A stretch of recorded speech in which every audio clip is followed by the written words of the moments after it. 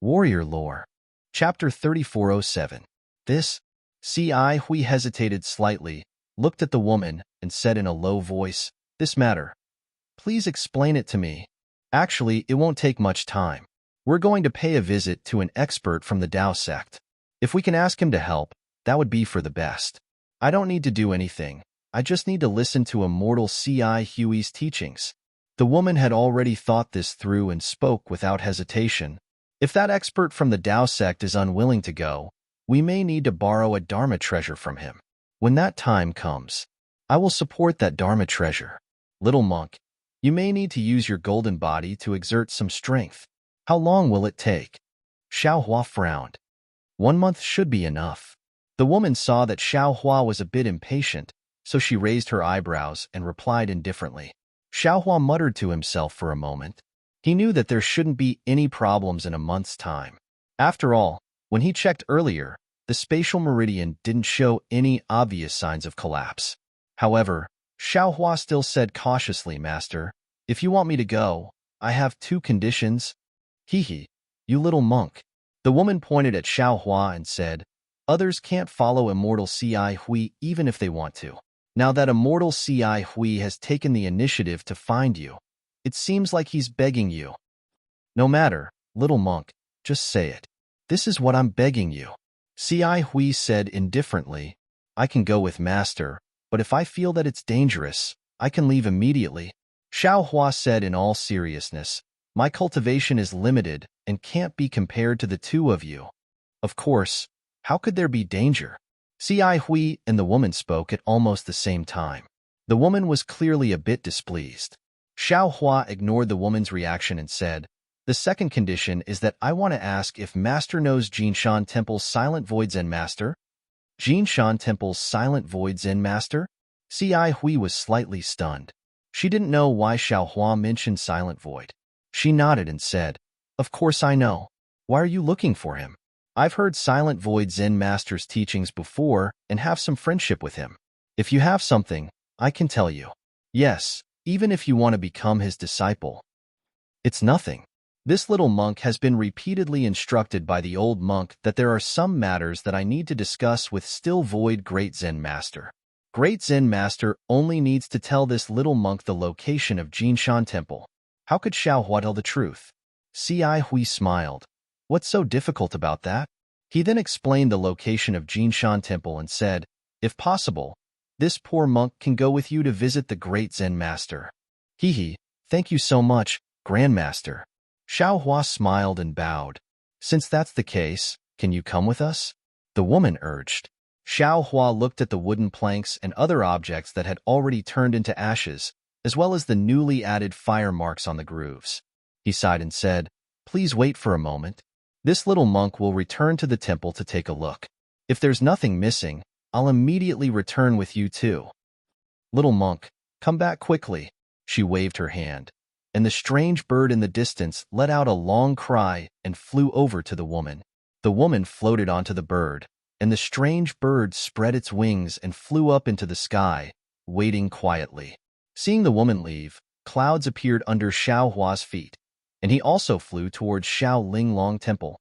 Looking at Xiaohua's departing figure, Hui thought for a moment. Then she also flew onto the azure lion. Buddha clouds appeared under the azure lion's feet, and it landed beside the woman. Seeing Hui fly over, the woman couldn't help but grumble. "Immortal friend Hui, didn't you say before that we would come over to take a look? Why are there so many problems? Is this little monk called Zhu Tepu worthy of your attention?" "Immortal friend." Hui sat on the azure lion and said with a smile, "My Buddhist sect emphasizes karma the most. Since we encountered a Buddhist phenomenon here, then this Buddha must be related to this poor monk. Look at this little monk's sharp aura. It's exactly the same as this poor monk in the past. This poor monk really can't bear to see him walk the wrong path like this poor monk. Everyone has their own path. That little monk is right." The woman said somewhat disdainfully, "Your path isn't his path. You can't walk the path for him, and you can't hinder him from walking his own path. But if he has someone else's guidance, at least he won't walk the wrong path."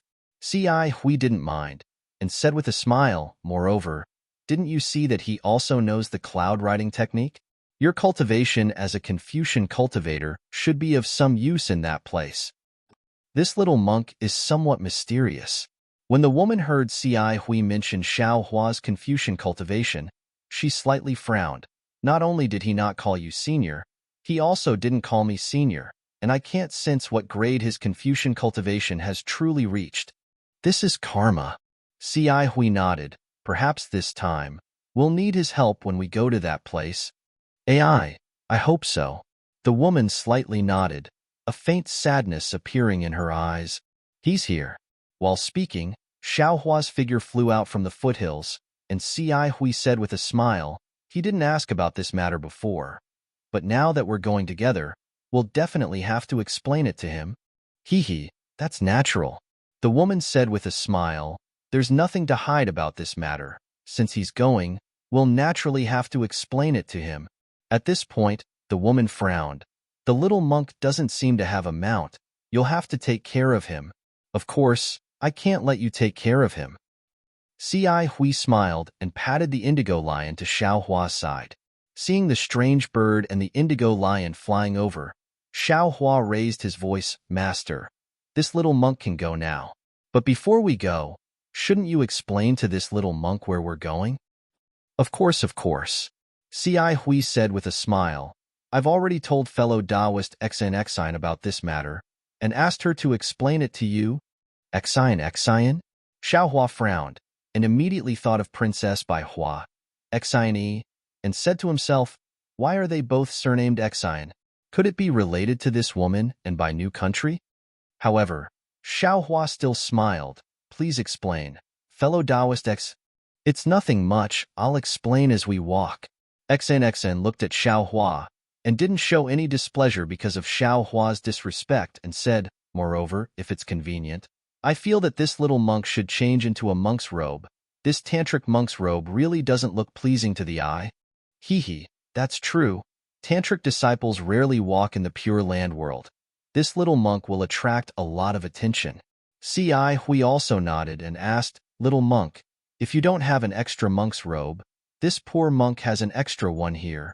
Xiao Hua touched his nose, looked at the monk's robe on Ci Hui's body, then looked at his own yellow monk's robe and said readily, if that's the case, then that's for the best. This little monk doesn't want to be stared at by others. Immediately after, Xiao Hua took the monk's robe from Ci Hui and caught up with Xine again. After hearing about the place she was going to, Xiao Hua sat on the indigo lion's butt and followed the two people into the distance. In just the time it took to eat a meal, Xine had already explained the matter, but the more Xiao Hua listened, the more he frowned. Because according to Xine, she was going to invite Ci Hui and a Tao sect cultivator by the name of Heaven Flipping Venerable to a secret place. This place was passed down from ancient times, and it was there before the Confucian cultivators and Buddhist sect joined hands to destroy the Tao sect. Moreover, this secret place was left behind by the Tao sect, and there were formations set up by the experts of the Tao sect, and there were even monsters that the Confucian cultivators and Buddhist sect didn't know about. What shocked Xiao Hua the most was that Xine wanted to go to this place for an immortal tool. Yes, that's right, an immortal tool that only immortals can use. As for Xine's identity, Xine didn't mention it, and Xiao Hua also asked, but Xine just smiled and didn't answer. Looking at Xine riding the strange bird, Xiao Hua sat on the indigo lion's butt and fell into deep thought. From Xine's words, Xiao Hua faintly smelled the scent of a conspiracy. Because whether it was Xine's identity, the secret place, or the immortal tool, they all gave Xiao Hua a kind of uneasy feeling. In the Dawn Rain continent, Xiao Hua also encountered this kind of thing, and it seemed that every matter had a bad ending, and every bad ending made Xiao Hua feel like he had a narrow escape from death. Immortal tool, a magic tool used by immortals. Xiao Hua had never heard of it before in the Dawn Rain continent. Although Xiao Hua could already refine spirit tools, and he also knew the power of spirit tools, but he never dared to imagine the power and appearance of magic tools used by immortals. This Xine was obviously a Confucian cultivator. So how did she know the secret place? Why didn't she have any scruples about looking for that immortal tool? Great Master Ci Hui. Xiaohua pondered for a long time, but he didn't have any plans, so he could only open his eyes and ask, Immortal friend Xian, what is her identity? You actually followed her to look for the immortal tool. Aren't you afraid of falling into her trap? At this time, Ci Hui didn't take out the green lotus and sword, but quietly sat cross-legged in front of Xiaohua. Hearing Xiaohua's words, she slightly leaned to the side and said with a smile, This poor monk also doesn't know what identity immortal friend Xian has. This poor monk met her for the first time in Qingwan Mountain 70 years ago, and then we met a few more times. Although she was a Confucian cultivator, she didn't have any prejudice against my Buddhist sect, and we talked very happily, so we could be considered old friends. A few years ago, she sent a message to this poor monk, saying that she had a big discovery and wanted to invite this poor monk. This poor monk naturally gladly agreed. Because she wanted to make some preparations, she pushed it to these few days. As for the immortal tool, I only heard about it a few days ago. That thing is a Tao sect cultivator's treasure and has nothing to do with my Buddhist sect's disciples, so this poor monk only wanted to remind her. Since immortal friend Xian is already prepared, how about this poor monk accompany her? It's that simple? Xiaohua was a bit flabbergasted. This Ci Hui seemed to be too unguarded, right? She didn't even know Xian's origin, yet she followed her, and even pulled him in. Looking at Ci Hui, Xiaohua was a bit suspicious whether this young monk was deliberately pulling him down. -12. Chapter 3408. Looking at Xiaohua's puzzled gaze, Ci Hui smiled and said, Little monk, sometimes you can't think too clearly about the matters of the world. If you think too clearly, you won't be able to do anything. This poor monk only knows that he is a Buddhist disciple and has no interest in that so-called immortal tool. And fellow Taoist Xian only invited this poor monk to help her break the formation. As for other matters, this poor monk really doesn't want to ask too much. The problem is, Xiaohua was flustered and exasperated. Master, why are you pulling? This little monk? This little monk still wants to cultivate in the temple. Xiaohua was so anxious that he almost called this Xiao out. Ci Hui was still neither fast nor slow as she said indifferently, Little monk, is this your plan? No matter how this poor monk looks at it, you don't look like a Buddhist disciple who can cultivate peacefully? Then tell me, what is a Buddhist disciple who cultivates peacefully like? Xiaohua rolled his eyes and asked in a bad mood, At the very least, you have to respectfully call other people senior. At the very least, you have to humbly ask other people about things you don't understand. At the very least, you have to get used to chanting scriptures under the lamp. Without waiting for Ci Hui to finish speaking, Xiaohua waved his hand and said, Senior? Isn't it just a senior? What's so difficult about it? Before this little monk entered Buddhism, this little monk didn't call other people senior. Since you are a monk, then you have to be less impetuous, more steady, less suspicious, and more trusting. Ci Hui smiled cheerfully and said, Since you are a Buddhist disciple, this poor monk won't ignore it. Whether you are from Tantric Buddhism, strict flower school, or other sects, this poor monk has the responsibility to properly guide you. Sigh, forget it. Xiaohua was speechless. Why did these words sound like he was reprimanding Xiaojian? Now that karma came out of Ci Hui's mouth. It actually made him seem so mischievous. However, thinking about how other things can be used to improve Jade, and how his Buddhist skills were not small, Xiaohua could only lower his head. Seeing Xiaohua admit defeat, Ci Hui smiled and said, Let's not talk about other things. This poor monk just saw the Buddhist phenomenon. Then, Ci Hui began to talk about the Great Snow Mountain with Xian. She narrated the contents of the Buddhist scriptures, the illusions, and her experience. Moreover, there was a trace of the way of karma hidden in her narration. Xiaohua didn't care at first, but as he listened, Xiaohua's ears perked up. In the end, Xiaohua also interjected from time to time. The two were actually debating. The hidden immortal continent was different from the dawn rain continent. Whether it was Confucian cultivators, Buddhist cultivators, or demons, the cultivation methods were all different.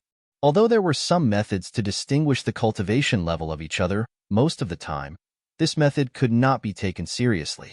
Even pressure, primordial thought, divine thought, and Buddhist awareness could not be used as the standard to measure the cultivation level of a person or demon. The only way to test the cultivation level was to compete. Therefore, Xiaohua did not have an estimate of Ci Hui and Xian strength. Similarly, the two of them also did not have an estimate of Xiaohua's strength. Especially Ci Hui, she could not perceive the depth of Buddhist cultivation level from Xiaohua at all. However, even though Xiaohua called himself a little monk, his bearing was so calm. It was very obvious that his strength was not inferior to her and Xian's. In fact, just from the fact that she could not perceive Xiaohua's Buddhist cultivation level, Ci Hui already knew that if Xiaohua did not have a trace of Buddhist cultivation level, then he had strength that surpassed her. Although Xiaohua kept saying that he had just entered the Buddhist sect, entering the Buddhist sect and having Buddhist cultivation level were two different things. Xiaohua obviously belonged to the latter. And for Xiaohua, a Buddhist disciple who knew Buddhist cultivation level but did not understand Buddhist doctrine, how could Ci Hui not have the idea of feeding the tiger with her body? Wanting to rely on her earnest advice to let the Pure Land world have another Buddha with profound Buddhist doctrine and outstanding Buddhist techniques? Not to mention Ci Hui breaking down Buddhist doctrine for Xiaohua, and not to mention Xian urging the strange bird to fly in front of them. The mountain range below the three of them overlapped one after another. Let's talk about a secluded place in front of the three of them, which was currently bustling with noise and excitement. This was a foothill that was flourishing with flowers. For mountain peaks that were like weights poked out of the sea of flowers. The mountain peaks were also covered with green pines and green cypresses. The sounds of apes and birds chirping could be heard from time to time from the mountain peaks. Moreover, a burst of fog was like a veil swaying in the wind, gradually covering the entire mountain peaks. However, in just a moment, rays of sunlight were cast down from the thick clouds. It was like a huge light sword piercing through the fog. The fog rolled and rolled, revealing the mountain peaks and rocks. The sunlight passed through the fog and shone on the mountain stream. The mountain stream looked very deep, but a stream of mountain spring gushed out from various parts of the mountain stream, emitting a gurgling sound. It was like the weeping of a woman alone in her boudoir, but also like the flute playing by a Confucian scholar's lips. With great difficulty, the sunlight fell on the mountain stream's spring water. The mountain rocks in the spring water were rugged, shattering the golden light.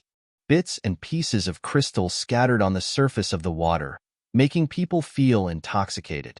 The spring water gurgled as it fell into the mountain stream and converged into a pool.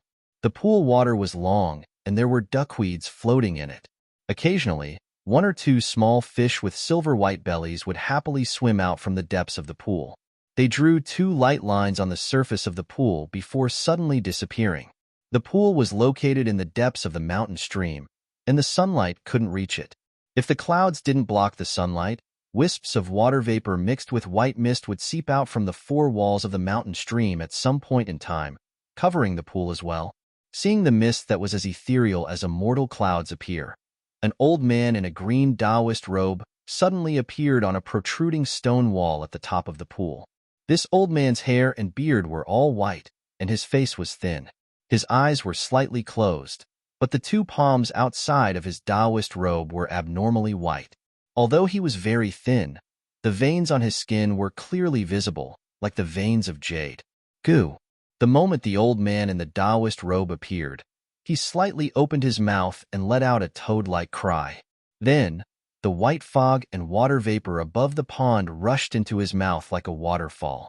In a moment, the entire mountain stream was devoid of water vapor, revealing the dark green pond from before. Pooh! The old man in the Taoist robe did not stop. He patted his forehead, and a dragon-shaped brilliance rushed out from the top of his head. After the brilliance, a mist mixed with water droplets also roared into the sky, like a real dragon sitting cross-legged above the mountain stream. Go! After a moment, the old man in the Taoist robe opened his eyes and recited a mantra.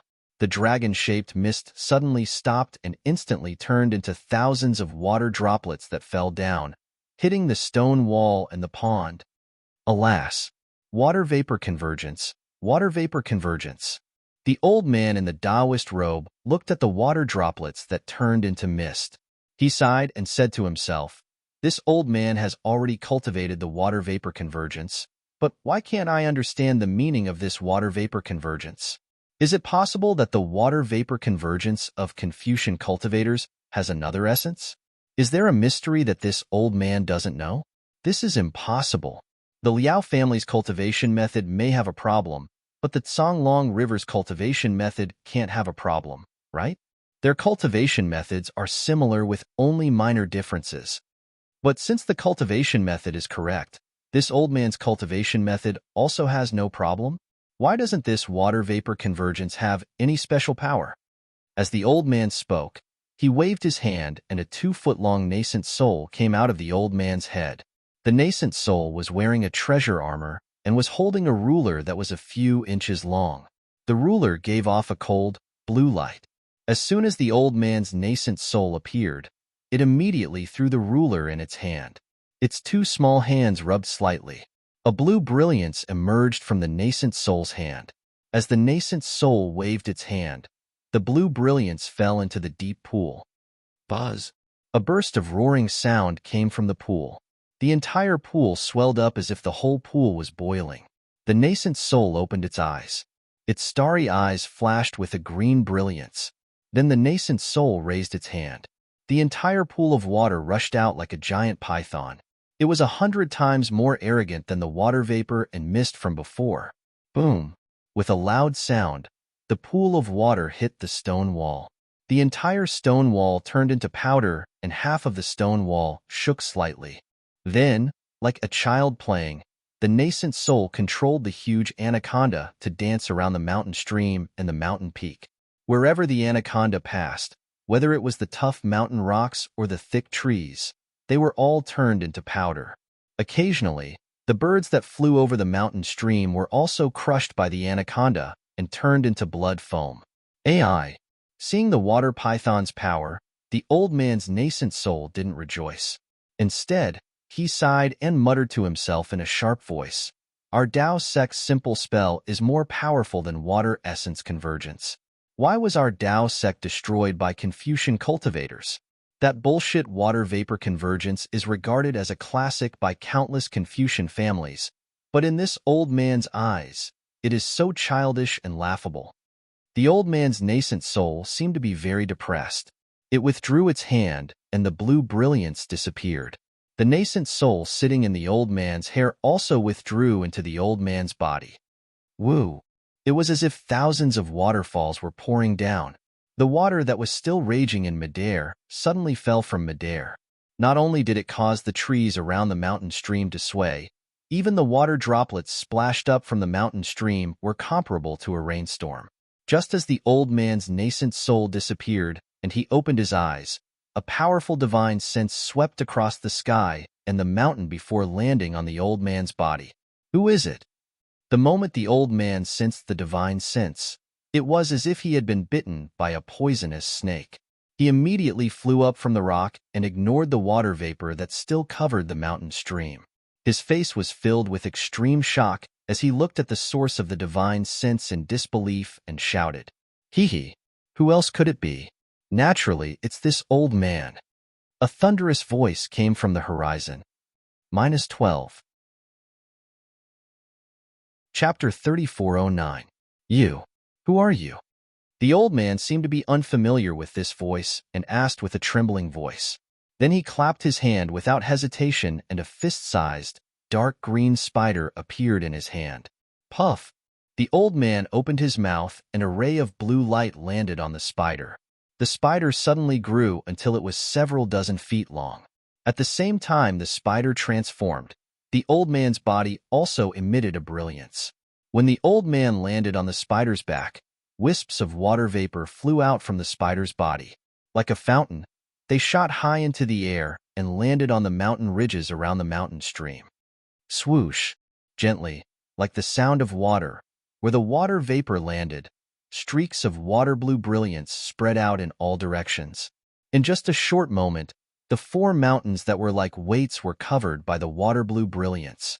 From a distance, this blue light looked like a spider web, and the spider under the old man was the owner of this web. Haha, little heaven-flipping brat, you're still so cowardly. You're just as the others said. There was no trace of the voice. Even though the old man spread his divine sense out for several hundred kilometers, he still couldn't see anything. However, this voice was so arrogant that it seemed to be right next to the old man. The old man's face became a bit ugly, and he coldly shouted, "Which celestial friend has come to visit my four-flat mountain? Since you're here, don't be so sneaky. Otherwise, don't blame this old man for not giving you face." "Ha ha ha, this old man wants to come. Do I still need you to give me face?" The voice laughed loudly, causing the blue light to tremble. "Rise." The old man sneered and waved his hand. A water-blue brilliance rushed forward and turned into a flying sword of more than 100 feet in size. With a woo sound, it swept across the air. Although it didn't hit anything, the spiritual chi of heaven and earth exploded in the space of about 100 feet. The momentum was extremely vast. "Haha, little guy, this old man hasn't arrived yet. Why are you wasting your spiritual energy like this?"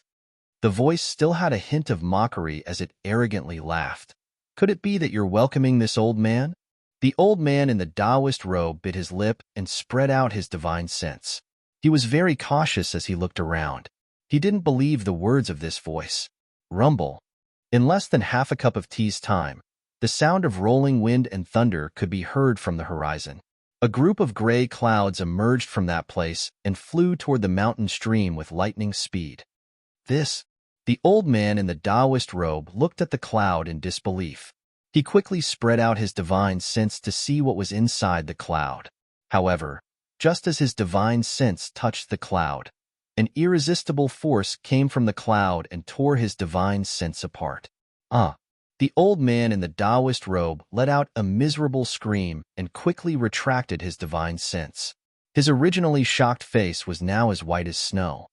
"Haha, just you, a nascent soul cultivator. You dare to spy on this old man?" The voice like rumbling thunder came from the gray cloud. Who are you?" The old man in the Taoist robe stomped on the spider, and a green light surrounded the old man. Only then did he gnash his teeth and shout. As he spoke, the gray cloud had already arrived next to the four mountains.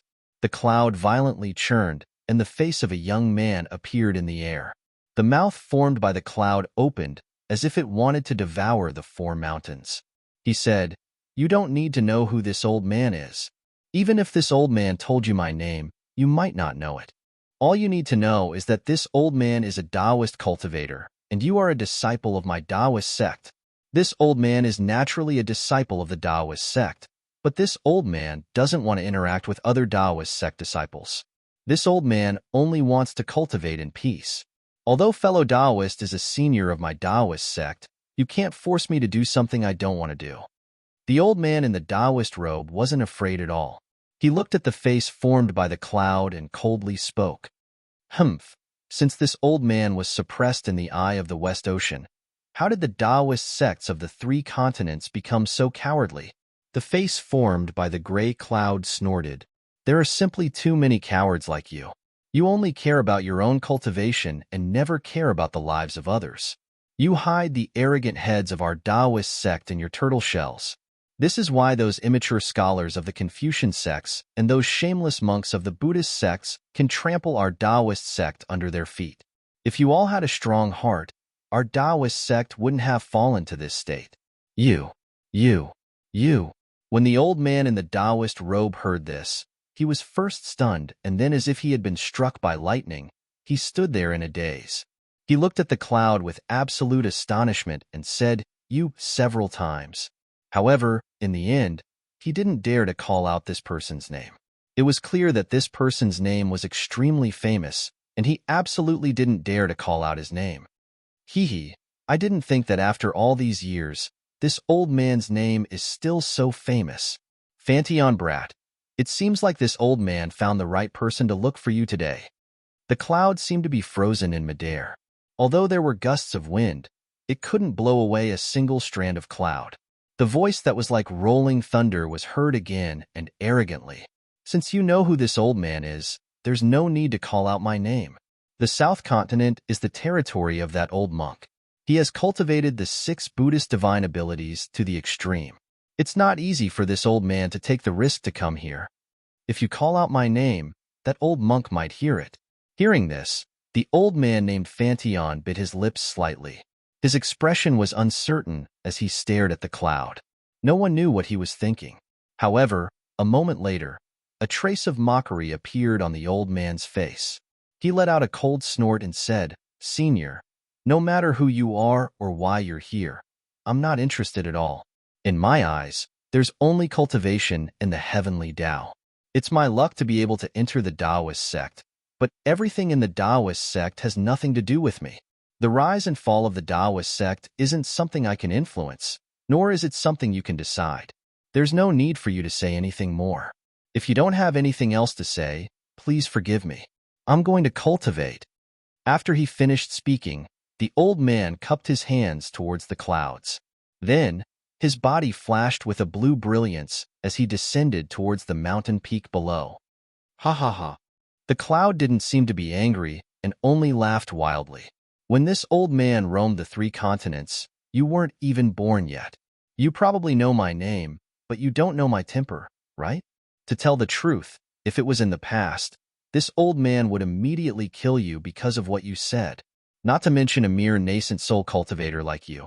Even astral and spirit-severing cultivators have to be respectful when they see this old man. However, since the Taoist sect has withered and you're a rare nascent soul cultivator in the 3 continents, this old man will tolerate you for a moment. What can you do? The old man seemed to be absent-minded and turned a deaf ear to the cloud's words. His body quickly sank into the blue light and gradually disappeared. Damn it! When the cloud saw that the old man didn't listen to its orders and was on guard against it, it let out a roar of anger. The entire cloud was like a fountain in a mountain stream and violently swelled. Strands of cloud flowed up and down and quickly expanded. Gray light flickered and turned into black and white at the center of the cloud. The white light soared into the sky and the black light fell. In just a moment, the cloud that was only several tens of feet in size had expanded to several acres in size. Although it wasn't enough to completely cover the 4 mountains, the dark cloud's overbearing aura seemed to have substance as it charged towards the blue light between the 4 mountains. Looking at the water-blue brilliance again, it didn't show any weakness. After the old man in the Taoist robe disappeared, rays of brilliance overflowed from the 4 mountain peaks. The water-blue brilliance surged and roared like real waves. In a short moment, the water light under the clouds actually rose several zhang high. Moreover, as the water waves surged, the rhythm of the water light released by the 4 mountains gradually became consistent. Under the splendor of the water waves, a whirlpool as thick as a bowl was formed under the impact of the intense water light. Woo-woo! A sound that was even louder than the sound of flowing water came from these vortexes. A huge current of air descended from the sky, and the world's origin energy within several tens of kilometers of the surrounding mountains rushed into these vortexes. As if the wind was helping the waves, the light that was several tens of feet in height rose up once more and soared several tens of feet into the air. Kaka, heaven flipping brat, is this your rippling flood peak formation? From within the cloud, an arrogant voice filled with disdain sounded. It was like the ringing of a golden bell. You're truly a disgrace to my Taoist sect. Can you not use such fancy things? Although your water light looks extremely powerful, in reality, it has already broken down its power. If you meet a strong enemy, they will be able to destroy your weakness in one move. Your water light looks like gold on the outside, but it's rotten on the inside. Wong Wong. The old man in the Taoist robe didn't reply. However, the tens of thousands of vortexes in the blue light began to vibrate. Before the voice could drift into the distance, the light that was mixed with the thin threads of white light rushed out from the vortexes. Tens of thousands of light pillars condensed into a light pillar that was several tens of acres in size and brazenly attacked the clouds that were also surging towards the ground. The light pillar's power was so great that the hissing sounds between the tens of thousands of small light pillars resounded throughout the world. Ha ha ha. Interesting. It seems like you still have some tricks up your sleeve. That old voice was still laughing loudly, as if he did not care about such a powerful attack. Sure enough, at the origin of the voice, wisps of pitch-black cloud threads reached down from the cloud layer like densely packed tentacles, welcoming the enormous light pillar. Before the pitch-black cloud threads could come into contact with the light pillar, more completely white cloud threads followed closely behind the black cloud threads and rushed out. Wisps followed by wisps, appearing very strange as they descended. -12. Chapter 34:10. Woo-woo. When the light pillar collided with the cloud pillar, it didn't cause a huge wave. Instead, the sound waves that surged between heaven and earth suddenly disappeared, as if something had blocked the source of the sound. Looking at the light pillar that was as bright as a morning star, it seemed to be covered by dark clouds, or even polluted by cloud threads. The black cloud threads first touched the light pillar that was as thick as a bowl, then quickly spread downwards, annihilating the light pillar's aqua-blue brilliance. In particular, the weak cloud threads seemed to have the power of 10,000 caddies. When the light pillar's powerful attack came into contact with the cloud threads, it was blocked and couldn't advance even half an inch. The old man in the Taoist robe was slightly shocked. Then, the aqua-blue brilliance at the 4 mountain peaks flourished again. However, before the brilliance of the 4 mountain peaks could form a whirlpool to assist in the battle, the white strands of cloud rushed into the pitch-black strands of cloud, instantly dyeing the top of the gigantic light pillar into a grayish-white color. Schwa.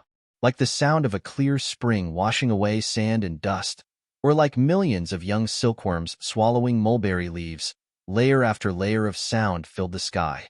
Looking at the light pillar that had just been covered, it instantly collapsed, inch by inch, foot by foot, and foot by foot.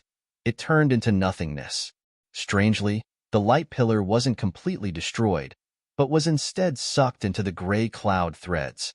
In a moment, the cloud threads grew bigger and thicker. The old man in the Taoist robe turned pale with fright. What method is this? Kaka, my Taoist sect's methods are heaven-defying. How could a nascent soul cultivator like you know? The arrogant voice sounded from the clouds again. This old man has only recovered 10 to 20%. It's more than enough to subdue you. Senior. The old man in the Taoist robe was only dazed for a moment. Then he said coldly, Senior is my Taoist sect's teacher. And I also know that Senior has been suppressed by Confucian and Buddhist cultivators for tens of thousands of years. No matter what, it's still a meritorious service to my Taoist sect, so I didn't dare to use my full strength for fear of hurting Senior. Just now, I've already made my thoughts clear. I only want to cultivate quietly, comprehend the will of heaven, and feel the will of the earth, and walk on the great path of Taoist cultivation. I don't want to participate in the battle between Taoists and Buddhists. Ha ha ha, heaven-flipping brat. That voice sounded like it had descended 10 feet into the clouds and was much louder. When the nest is overturned, there are no eggs left intact. Do you really believe in the benevolence of the Buddhist monks? Their benevolence is for those who are loyal to them. Even if they were to give a portion to those demons, they would never give it to us Tao sect disciples. Don't think that those hypocrites will let you go just because you fled to the pure land of ultimate bliss and the hidden immortal continent. Don't think that those old bald donkeys of the Buddhist sect will tolerate you if you stay in the 4 extremes mountains. Your actions would be laughable in the eyes of others, and your thoughts would be childish in the eyes of others. You are only a nascent soul cultivator now. Wait until you reach a higher level of enlightenment and reach the leaving aperture stage. Then, let's see what those old bald donkeys are capable of. Do you know what it means to subdue demons? Do you know what Thunderbolt Wrist is? You will be the devil in the future. You will be the monster under the Thunderbolt Wrist. At this point, the voice could not help but sigh. Back then, didn't I have the same thoughts as you? I thought that as long as I cultivated a supreme divine ability, I would be able to lead the 3 continents and revive our Tao sect. However, I was wrong. Although a single person's strength can reach the heavens, there is more than one person who can reach the heavens. That is why it is difficult to do things alone. Before I could cultivate to the great success stage, the Confucian cultivators and the Buddhist sect found out about me. Even the 1,000 demons' sacred realm intervened. I. I don't want to talk about the specific details, but I believe there are many legends about me in the three continents. Therefore, when I escape this time, the first thing I want to do is to recover my cultivation. The second thing I want to do is to unite the Tao sect cultivators of the three continents. I want to gather all the strength of our Tao sect to fight against the Confucian cultivators and the Buddhist sect. As long as the Tao sect rises, I will be able to reach the great success stage.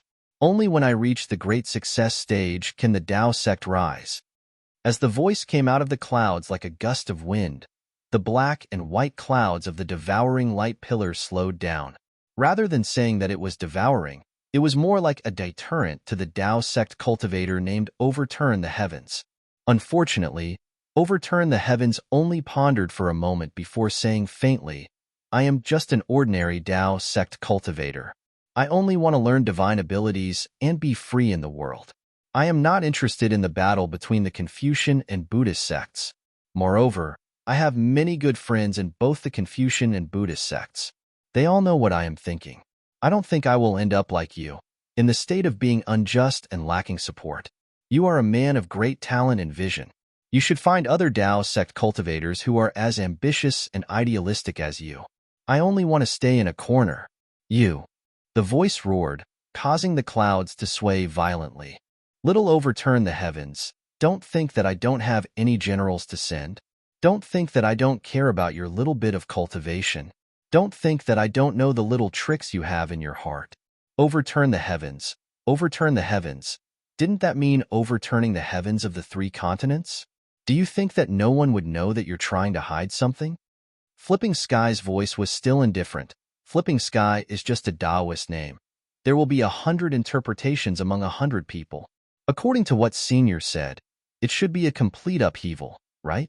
It can't be overturn the heavens, overturn the heavens, overturn the heavens, but it means to freely overturn the heavens and earth. There's no point in saying anything more. This old man has already tolerated you for a long time. The reason why I'm not willing to kill you is that you're a talented cultivator with great potential in my Tao sect. Moreover, you're in the Pure Land world and your identity isn't eye-catching. I want you to do something for me. Since you don't like toasting, then this old man can only let you taste the taste of a forfeit. After saying that, the black and white clouds suddenly emitted a bright light and pressed down several times faster than before. The splendor of the blue light pillar suddenly dimmed by a lot. Your Excellency, you're forcing my hand. Flipping Sky's voice was not afraid, and he also changed the Senior to Your Excellency, as if Flipping Sky had other means to fight to the death. Ha ha ha. Little Flipping Sky, this old man has already said what needs to be said. If you're willing to die together with this old man, then it's your honor. But since this old man dared to come, why would I be afraid of your insignificant means? Humph. Flipping Sky snorted coldly. Ka-ka-ka. A strange sound came from the depths of the blue light, and then layers of pale light emerged from the blue. In an instant, the light pillar that was more than 10 acres in size actually condensed into a white ice pillar, and an indescribable coldness was emitted from this ice pillar. This coldness was so terrifying. Not only did the vegetation and rivers within the 4 mountains more or less turn into ice beads, even the surface of the mountain rocks had crystallized. As the light pillar condensed into an ice pillar, the devouring of the black and white clouds came to an abrupt stop. Layers of clouds rolled on top of the ice pillar and could not press down even half an inch. Not only that, with a loud woo sound, the ice pillar that was more than 10 acres in size slowly shook, and the pale white splendor overflowed rapidly.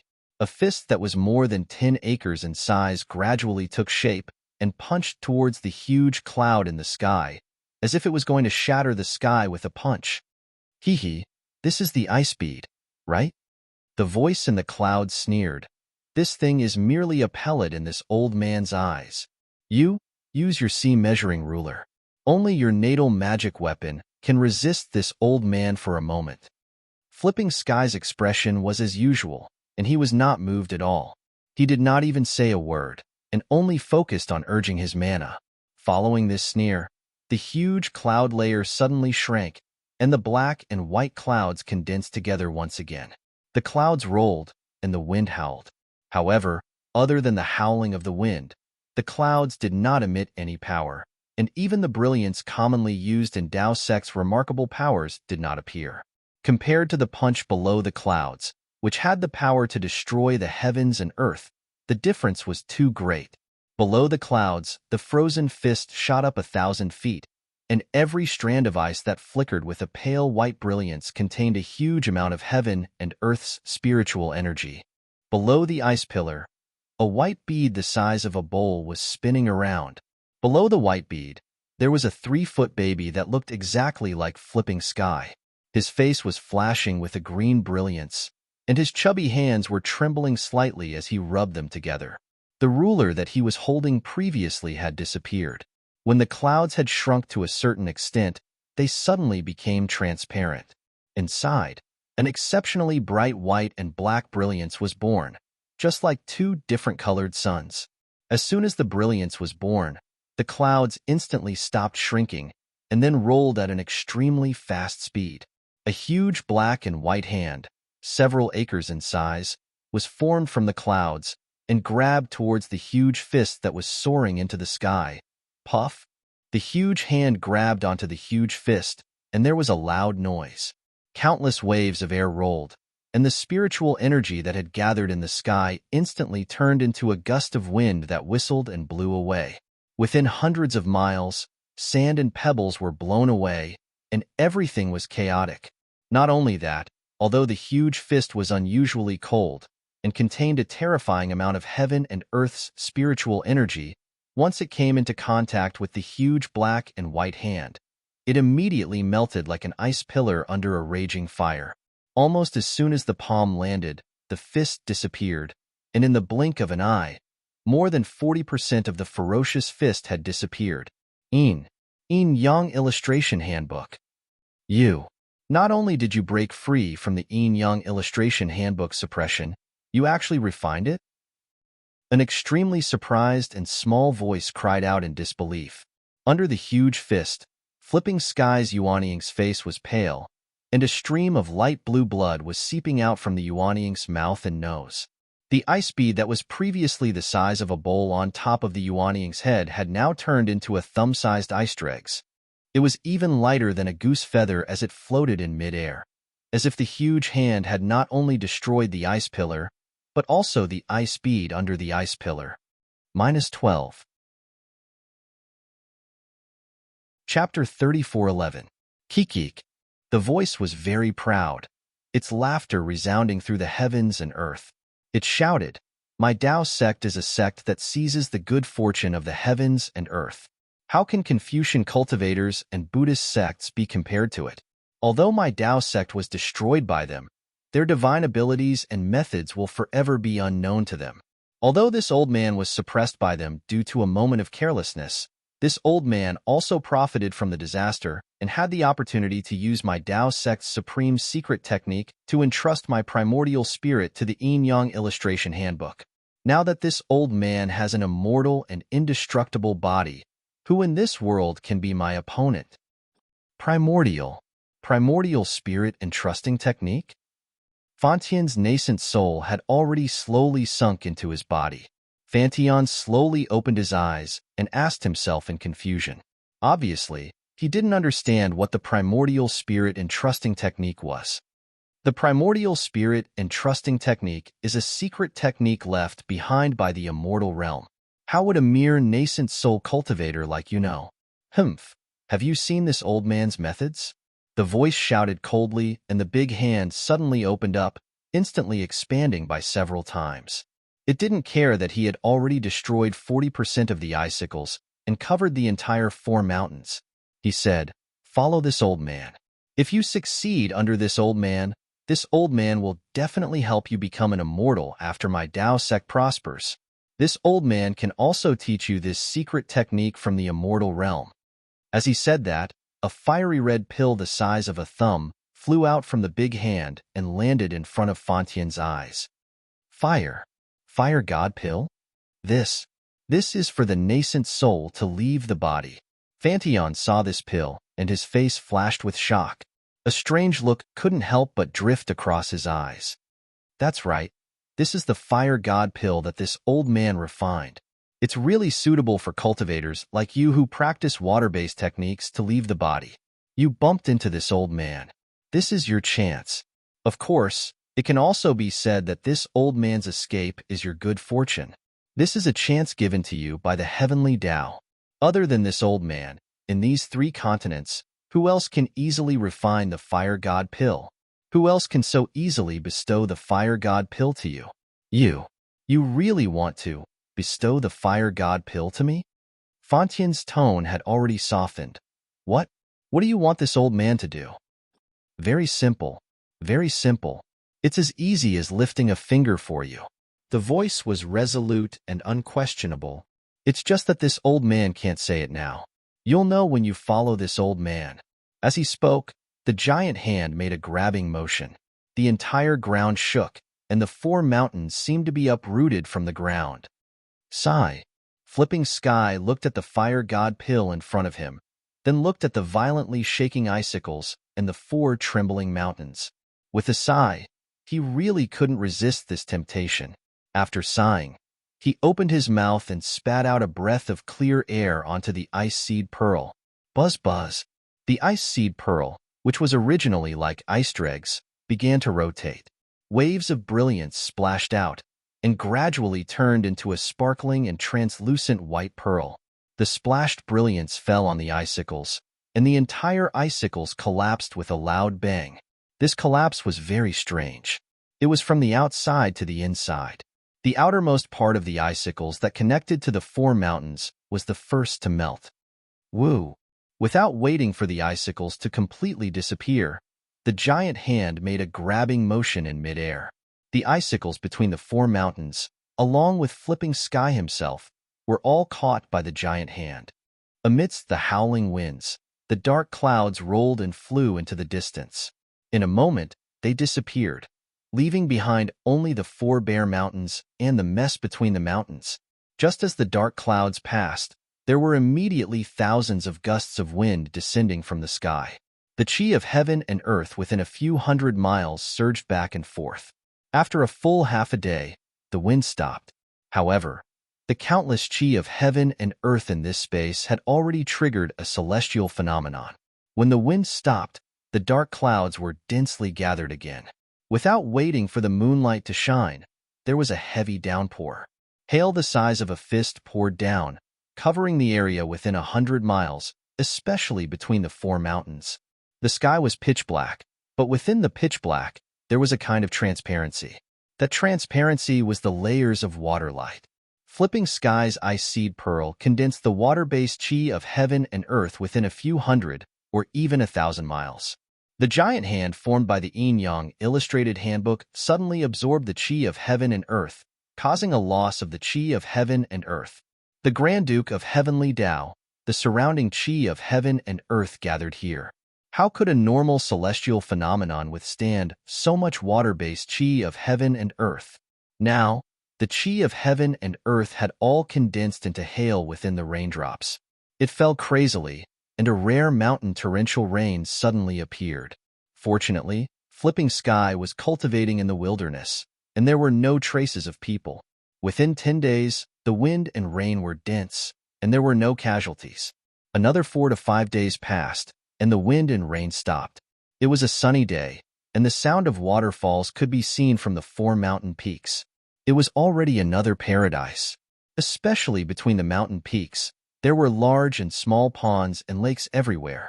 Even if Flipping Sky came back again, he probably wouldn't be able to recognize the earth-shaking changes here.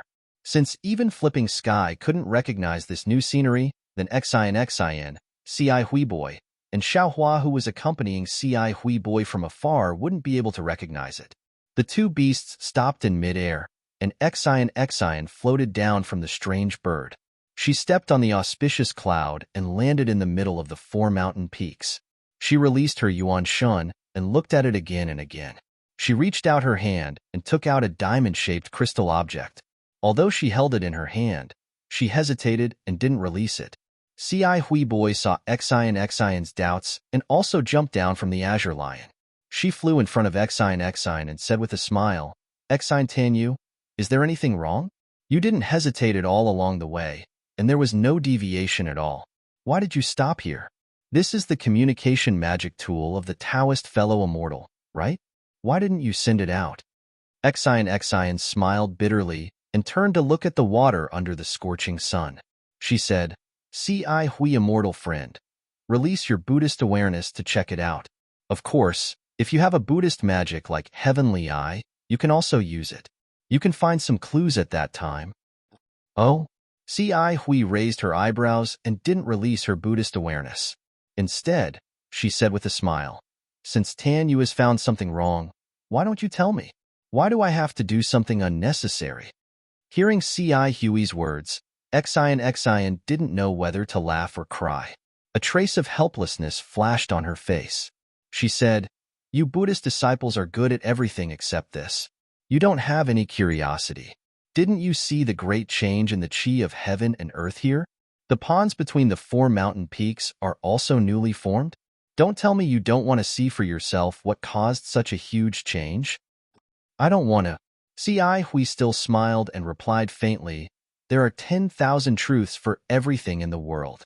The truth of every matter is different. Outside of this truth, there are also endless illusions. But if the world only sees illusions, who can discern the only truth?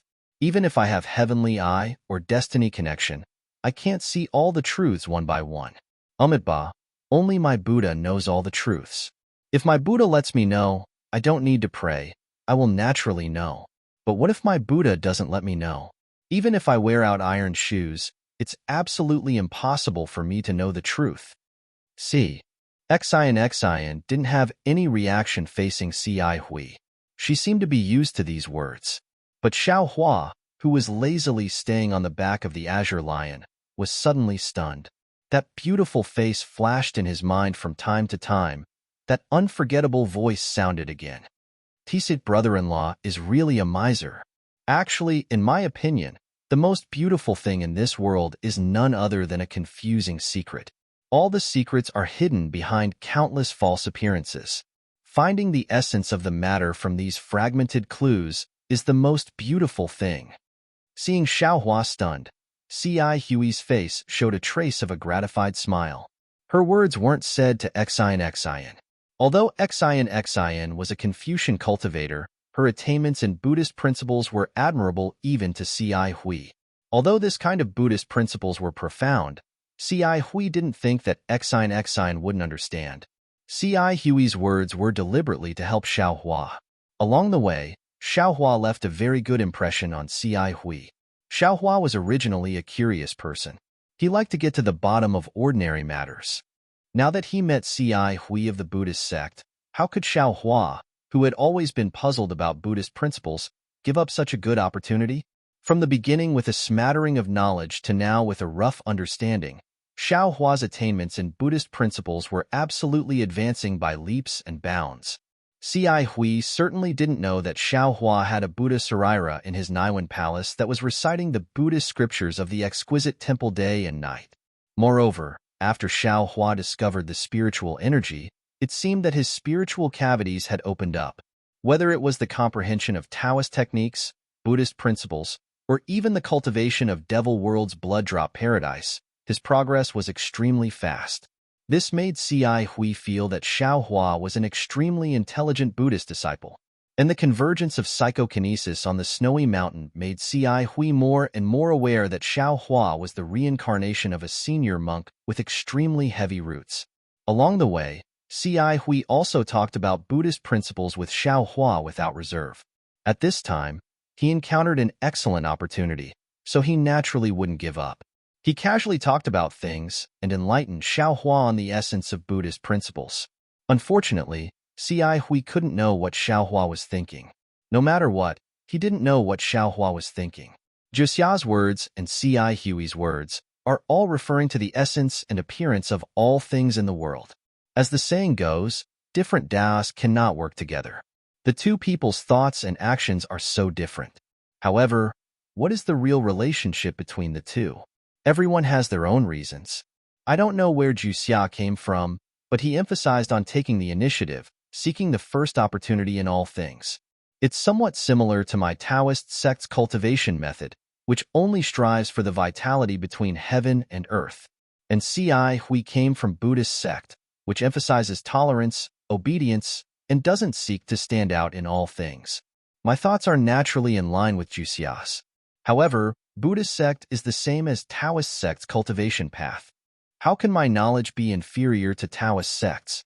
Even if it's different, it's still another path. Now that I want to cultivate both Buddhist and Taoist techniques, where should I go from here? -12. Chapter 34:12. You'd better welcome your Buddhist senior. Xian saw a flash of understanding in Ci Hui's eyes and knew that he had gained something. She smiled and said, "Perhaps this senior can give you more guidance." A roar that sounded like a lion's roar came from afar, and a purple cloud drifted over. On the cloud stood a purple-haired hoe that was twice as tall as the azure lion. The purple-haired hoe's purple hair was several feet long, fluttering in the wind. On the ferocious beast's head, there was no fierceness in its fist-sized eyes. Instead, it had a very warm gaze that made people feel comfortable looking at it, especially when it shook its head. There was a large collar with 2 silver bells around its neck. The clang, clang, clang sound was even more pleasing to the ears. On the purple-haired hoe's back was a tall monk. The monk's face was simple and unadorned.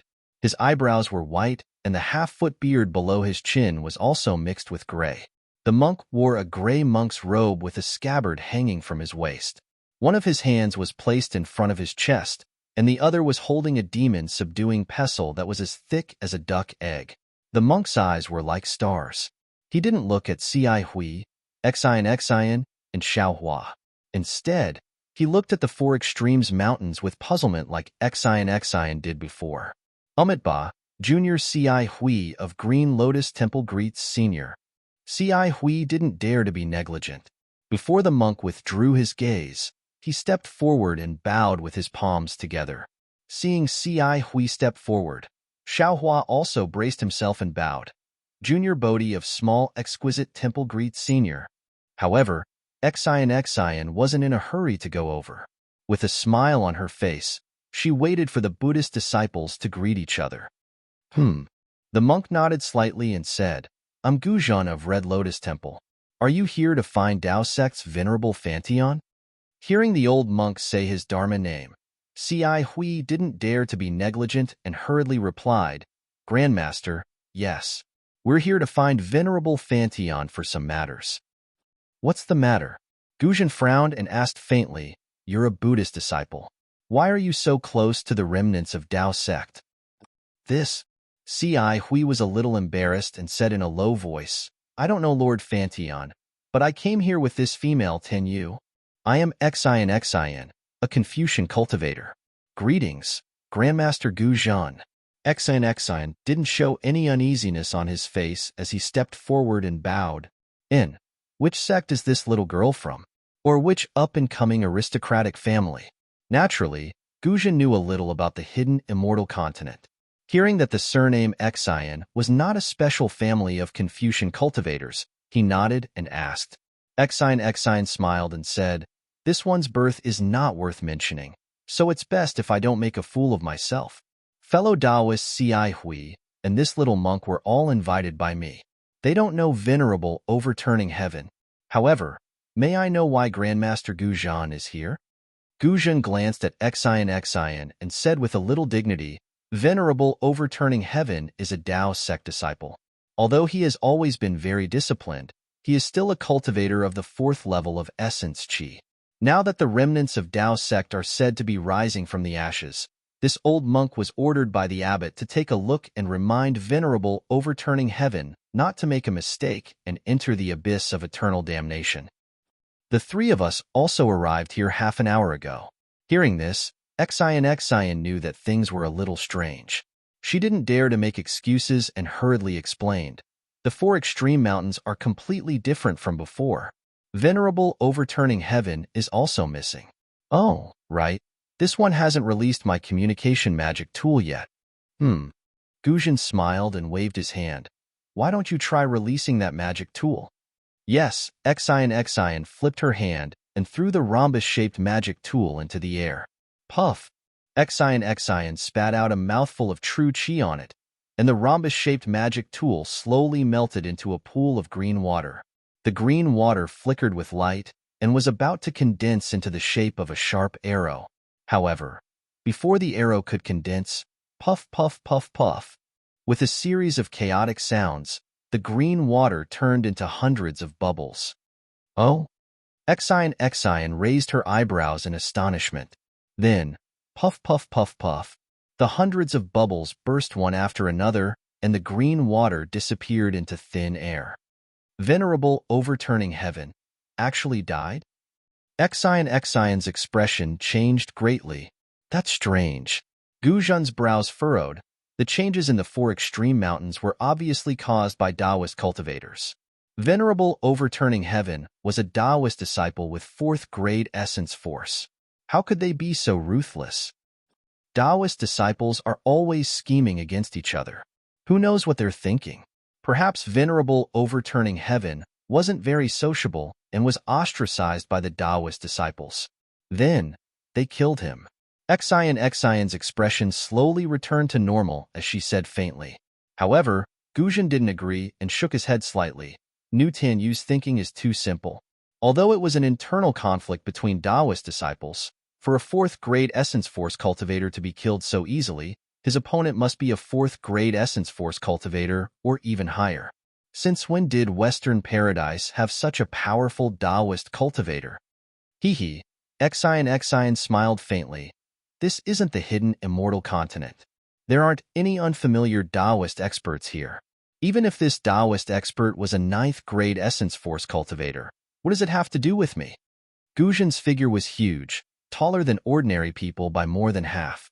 His hands that were exposed outside of his monk robe were like palm leaf fans, and the demon-subduing pestle in his hand was several times larger than usual. His bell-like eyes swept across Xian, but she couldn't see his expression. However, Xian's body trembled slightly, and she hurriedly lowered her head as if she was frightened.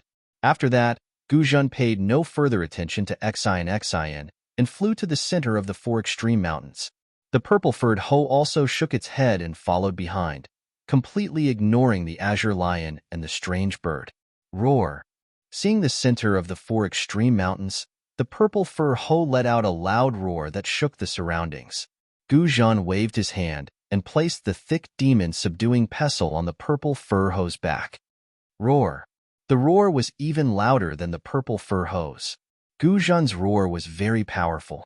Wherever the sound wave passed, Xian's true chi swirled around her body and strands of golden clouds emerged from her palace dress. The clouds slightly overflowed in the sound wave and protected Xian.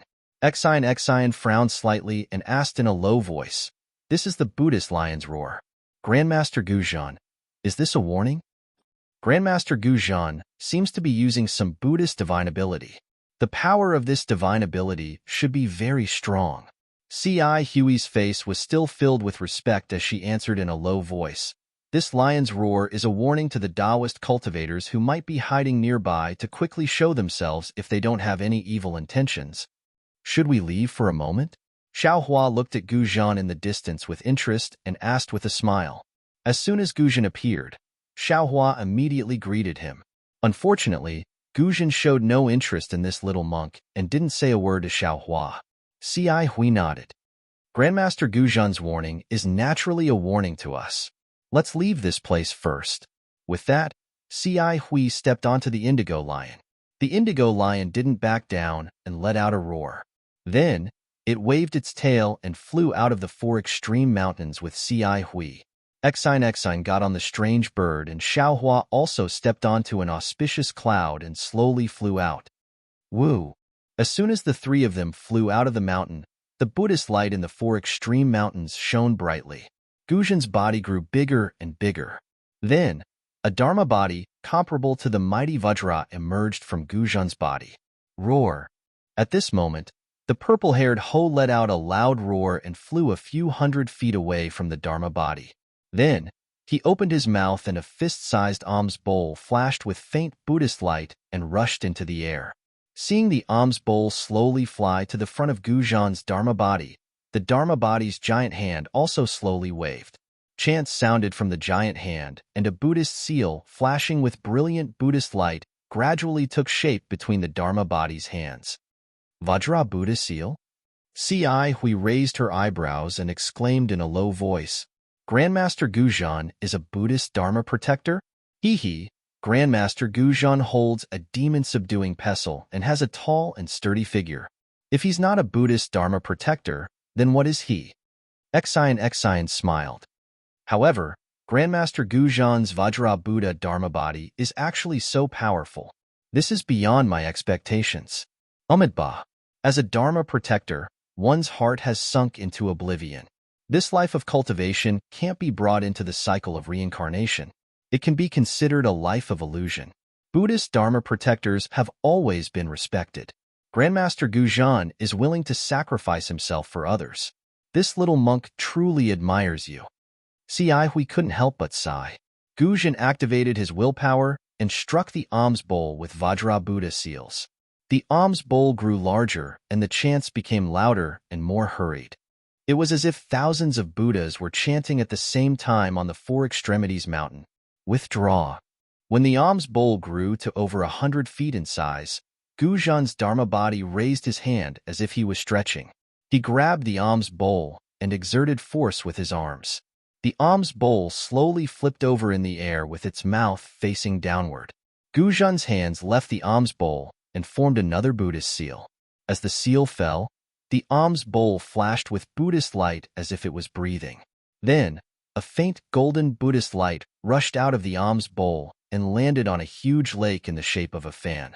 The lake was rippling with blue waves, but when the blue water touched the Buddhist light, it immediately flew out of the lake. The alms bowl sucked the water in the lake in like a dragon drinking water.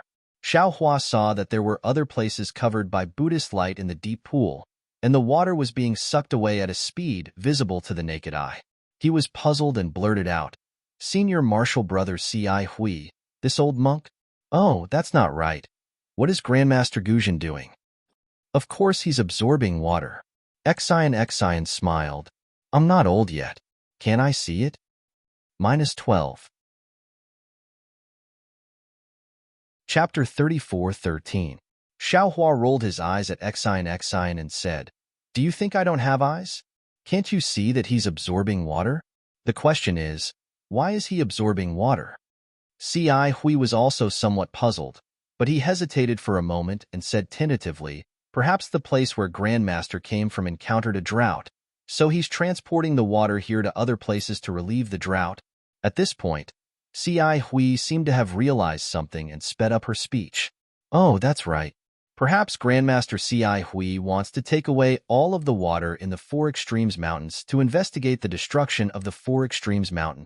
By investigating, he might be able to find traces of that Taoist expert.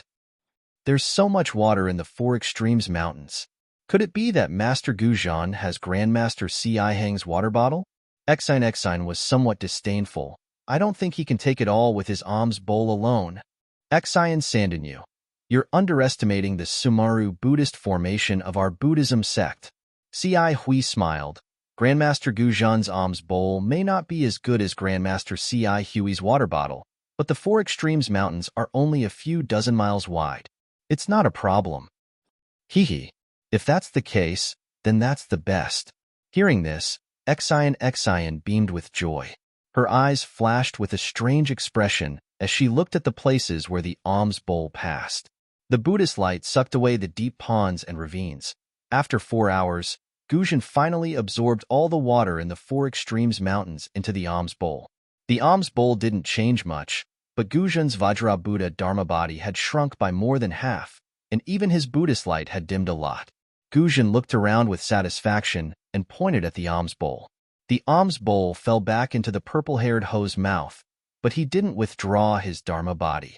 He stepped on a Buddhist cloud and headed toward one of the Four Extremes Mountains. It seems that's all there is to it.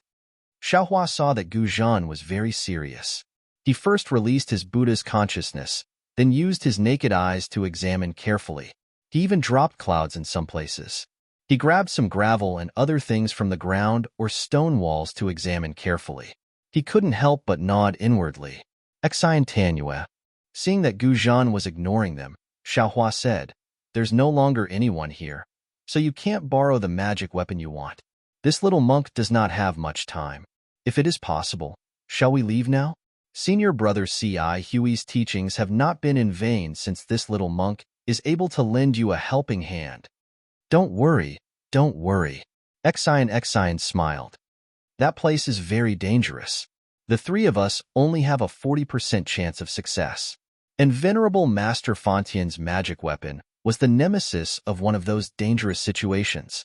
Now that we haven't found Venerable Master Heaven Flipping, Heaven has sent us Master Gujan. With Master Gujan, our chances of success have increased by 20%. Speaking of this, Exine looked at C.I. Hui embarrassedly and said, "Immortal friend C.I. Hui, before I only thought about the Tao sect's heaven-flipping man and the Buddhist sect-related things should be given to you. Now that we have Master Gujan, haha, it's fine." C.I. Hui smiled and waved her hand. "Didn't I say it just now? To be able to gain enlightenment of the Buddhist Dharma through experience is much more precious than any Buddhist weapon left behind. Besides, if this little monk coveted some Buddhist weapon, why would I invite junior brother Deepu? If Grandmaster Gujan is of some help to you, you can invite him. This little monk does not mind." "AI, many thanks, immortal friend C.I. Hui." Exine sighed. "This way, I feel that I have wronged you. How about this? Apart from the immortal weapons and the Buddhist weapon promised to Master Gujan, as long as you like something, you can have the priority to choose." C.I. Hui shook her head. "It's useless to say so much now. You should think about how to persuade Grandmaster Gujan. He might not be interested in this matter." Rest assured, immortal friend." Exine smiled and said, "I have a 40% chance of persuading ordinary Buddhist experts. Since Master Gujan is a Buddhist sect's guardian, I have a 60% chance of inviting him to help." That's true." C.I. Hui nodded. "Buddhist sect's guardians are highly skilled. The ancient treasure that Grandmaster Tanyu mentioned is very attractive to Buddhist sect's guardians. Since this little monk can go, Grandmaster Gujan can naturally go as well. Now, we only have to see if Grandmaster Gujan needs to return to the temple to report. If time is too tight, I'm afraid it won't be possible." Exine expressed her concern. "Immortal friend Exine." Xiaohua at the side spoke. "Since Grandmaster Gujan is here, does this little monk not need to go? This little monk really has something to do." "Little monk, whether you go or not has nothing to do with me." Exine pursed her lips and smiled. "You can ask your senior brother C.I. Hui." "Senior brother?" Xiaohua opened his mouth, but when he saw C.I. Hui's smiling face, he immediately shut his mouth. He already knew the answer. He just muttered, "Forget it. Just pretend this little monk didn't say anything." Xiaohua understood in his heart that C.I. Hui pulled him to that place for his own good. Previously, C.I. Hui wanted to explain Buddhist principles and Buddhist scriptures to Xiaohua so that his Buddhist cultivation and Buddhist sect's magical power could match, so that he wouldn't walk the path of only practicing magical power and not understanding Buddhist doctrine. Later, when he saw that Xiaohua's Buddhist sect's magical power was not inferior to his, he even wanted to help Xiaohua. He wanted Xiaohua to gain something from this trip, so he even vaguely gave Xiaohua half of the Buddhist weapons in the dangerous place. Now, it was even better. With Gujan, the guardian of the Lotus Realm, although Xiaohua might gain less benefits, it was also a lot safer. C.I. Hui naturally wouldn't let him go. Zhang Luer's matter can be considered to have reached the point where it can be solved. Haste makes waste. I'd better take one step at a time. Perhaps with C.I. Hui's recommendation, I don't need to worry about it. That Jinshan Temple's great Zen master Jikong will agree to awaken Zhang Luer from the Nirvana realm, right? Gujan's inspection was very detailed. Half a day passed very quickly. Seeing the full moon rising, there was no other movement in the entire Four Poles Mountain except for the sound of wind. The usual birds chirping and cicadas at the foot of the mountain were also gone. Xiaohua didn't care about it at first, but after a while, he understood that this situation was probably caused when Lord Fantion fell. The cultivator, who was also a disciple of Taoism, was ruthless. Not only did he kill Lord Fantion, but all the creatures near the Four Poles Mountain were also affected. Alas, Xiao Hua sighed for no reason, just like a real disciple of Tantric Buddhism. Why haven't you all left yet? A slightly tired voice sounded.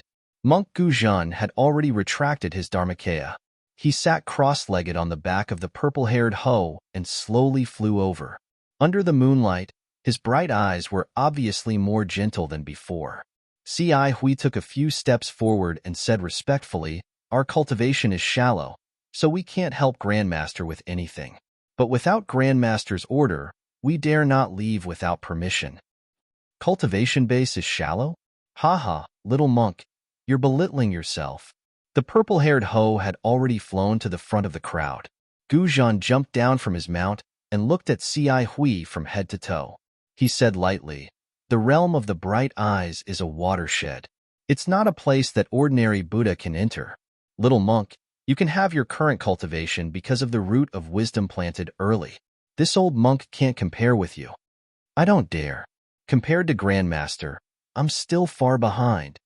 Ci Hui hurriedly lowered her head and put her palms together.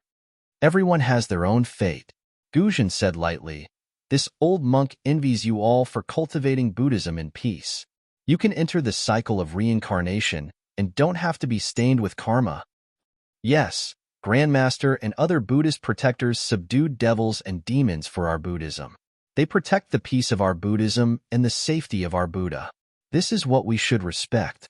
Ci Hui said carefully, "Master, did you find anything?"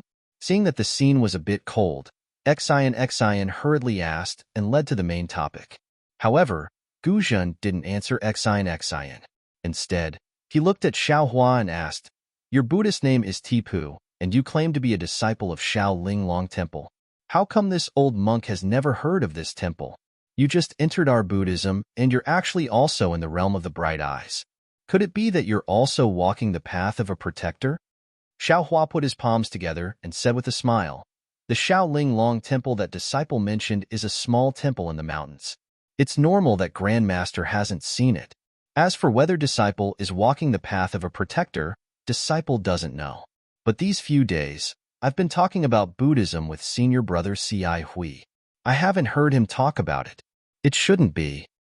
"Grandmaster," Ci Hui hurriedly explained, "junior brother Tipu has deep roots in wisdom. He hasn't entered our Buddhism, but he's already cultivated to the realm of the bright eyes.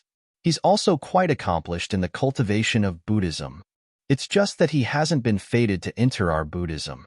Just a few days ago, when he was shaving in the Shao Ling Long Temple of the Great Snow Mountain, disciple saw the corpse of the Shao Ling Long Temple with his own eyes." Guzhan nodded and didn't comment. He looked at Xian and said, "Benefactress is a Confucian cultivator. Why are you so concerned about Fantian's death? If you don't have any secrets, can you tell this old monk? This one doesn't care about the life and death of a Taoist disciple." Xian said with a smile, "This one is just a little curious. If Grandmaster doesn't want to say it, then don't say it." "Actually, it's nothing." Xian didn't want to listen anymore. Guzhan said, "This old monk doesn't dare to judge whether Fantion has fallen or not. However, from the traces of the battle in the Four Extremes Mountain, it should be a Taoist cultivator whose cultivation is far superior to Fantian's. The battle between the two involved the entire Four Extremes Mountain and even affected the weather for hundreds of miles around the Four Extremes Mountain. Cultivation far superior to Fantion? Who is this person? Where did he come from?" Xian was flabbergasted. Fantion is already at the third stage of the fourth grade of elemental energy, right? If his cultivation is far superior to Fantian's, doesn't that mean he's at the fifth stage of elemental energy? There are very few Taoist cultivators of this level in the 3 continents. This is not something this old monk knows. Guzhan shook his head slightly. His words surprised Xiao Hua. This old monk only came to warn Fantion. Since he's no longer here, this old monk will investigate this place clearly. I only need to return to the temple and report. That person's strength should be much stronger than this old monk. How can this old monk offend him? -12. Chapter 34:14. The more Xiaohua thought about it, the more the drawbacks of several cultivation methods began to show. Now, it was merely a conflict of ideas. Perhaps, in the end, the conflict between Buddhism, Confucianism, Taoism, demon, devil, and soul would become even more severe. Perhaps Xiaohua's primordial spirits, which came from the same source, would even fight against each other. Seeing the confusion in Xiaohua's eyes, Ci Hui was delighted and said with a smile, "Now, when Tanyu came here, he first showed confusion, then thought about Tanyu's calmness along the way. This little monk knows that this must be the place Tanyu is looking for. But as for why Tanyu hesitated to send out the communication magic tool, even if this little monk didn't ask, Buddha would have told this little monk through Tanyu, right? Rather than spend this little monk's energy searching, it's better to listen to Tanyu's explanation here. Go with the flow. That's right, it's exactly like that." Ci Hui's words made Xiaohua's eyes light up. He couldn't help but ponder, some things, when you don't have the power to pursue them, you can only go with the flow. Only by following the development of things can you find the root of the matter. And regardless of whether it's Buddhism, Confucianism, Taoism, demon, devil, or soul cultivation methods, they are all a kind of appearance. Only by finding the root of cultivation can I have the power to solve my own problem, right? Since he thought of this, Xiaohua's mind became active again. He looked around and said with a smile, "Senior Martial Brother Ci Hui, you're right. This place must be the place where fellow Taoist Xian is looking for an old acquaintance. If I'm not wrong, it should be because of the great change in the scenery. Except for the 4 mountain ridges, fellow Taoist Xian doesn't dare to recognize the other places. This is why fellow Taoist Xian is hesitating now." Seeing the 2 little monks singing the same tune, Xian laughed inwardly. In fact, this kind of situation could be imagined with just a little thought. These 2 people actually said such profound words. It was said that all Buddhist disciples were eloquent. Just look at these 2 little monks in front of her and you'll know. However, Xian only smiled and said, "Fellow Taoists are right. The Taoist cultivator living in seclusion here is called heaven flipping. Although he's only a Taoist nascent soul cultivator, with the help of his life-bound magic tool, he can reach the 5th level of origin energy realm.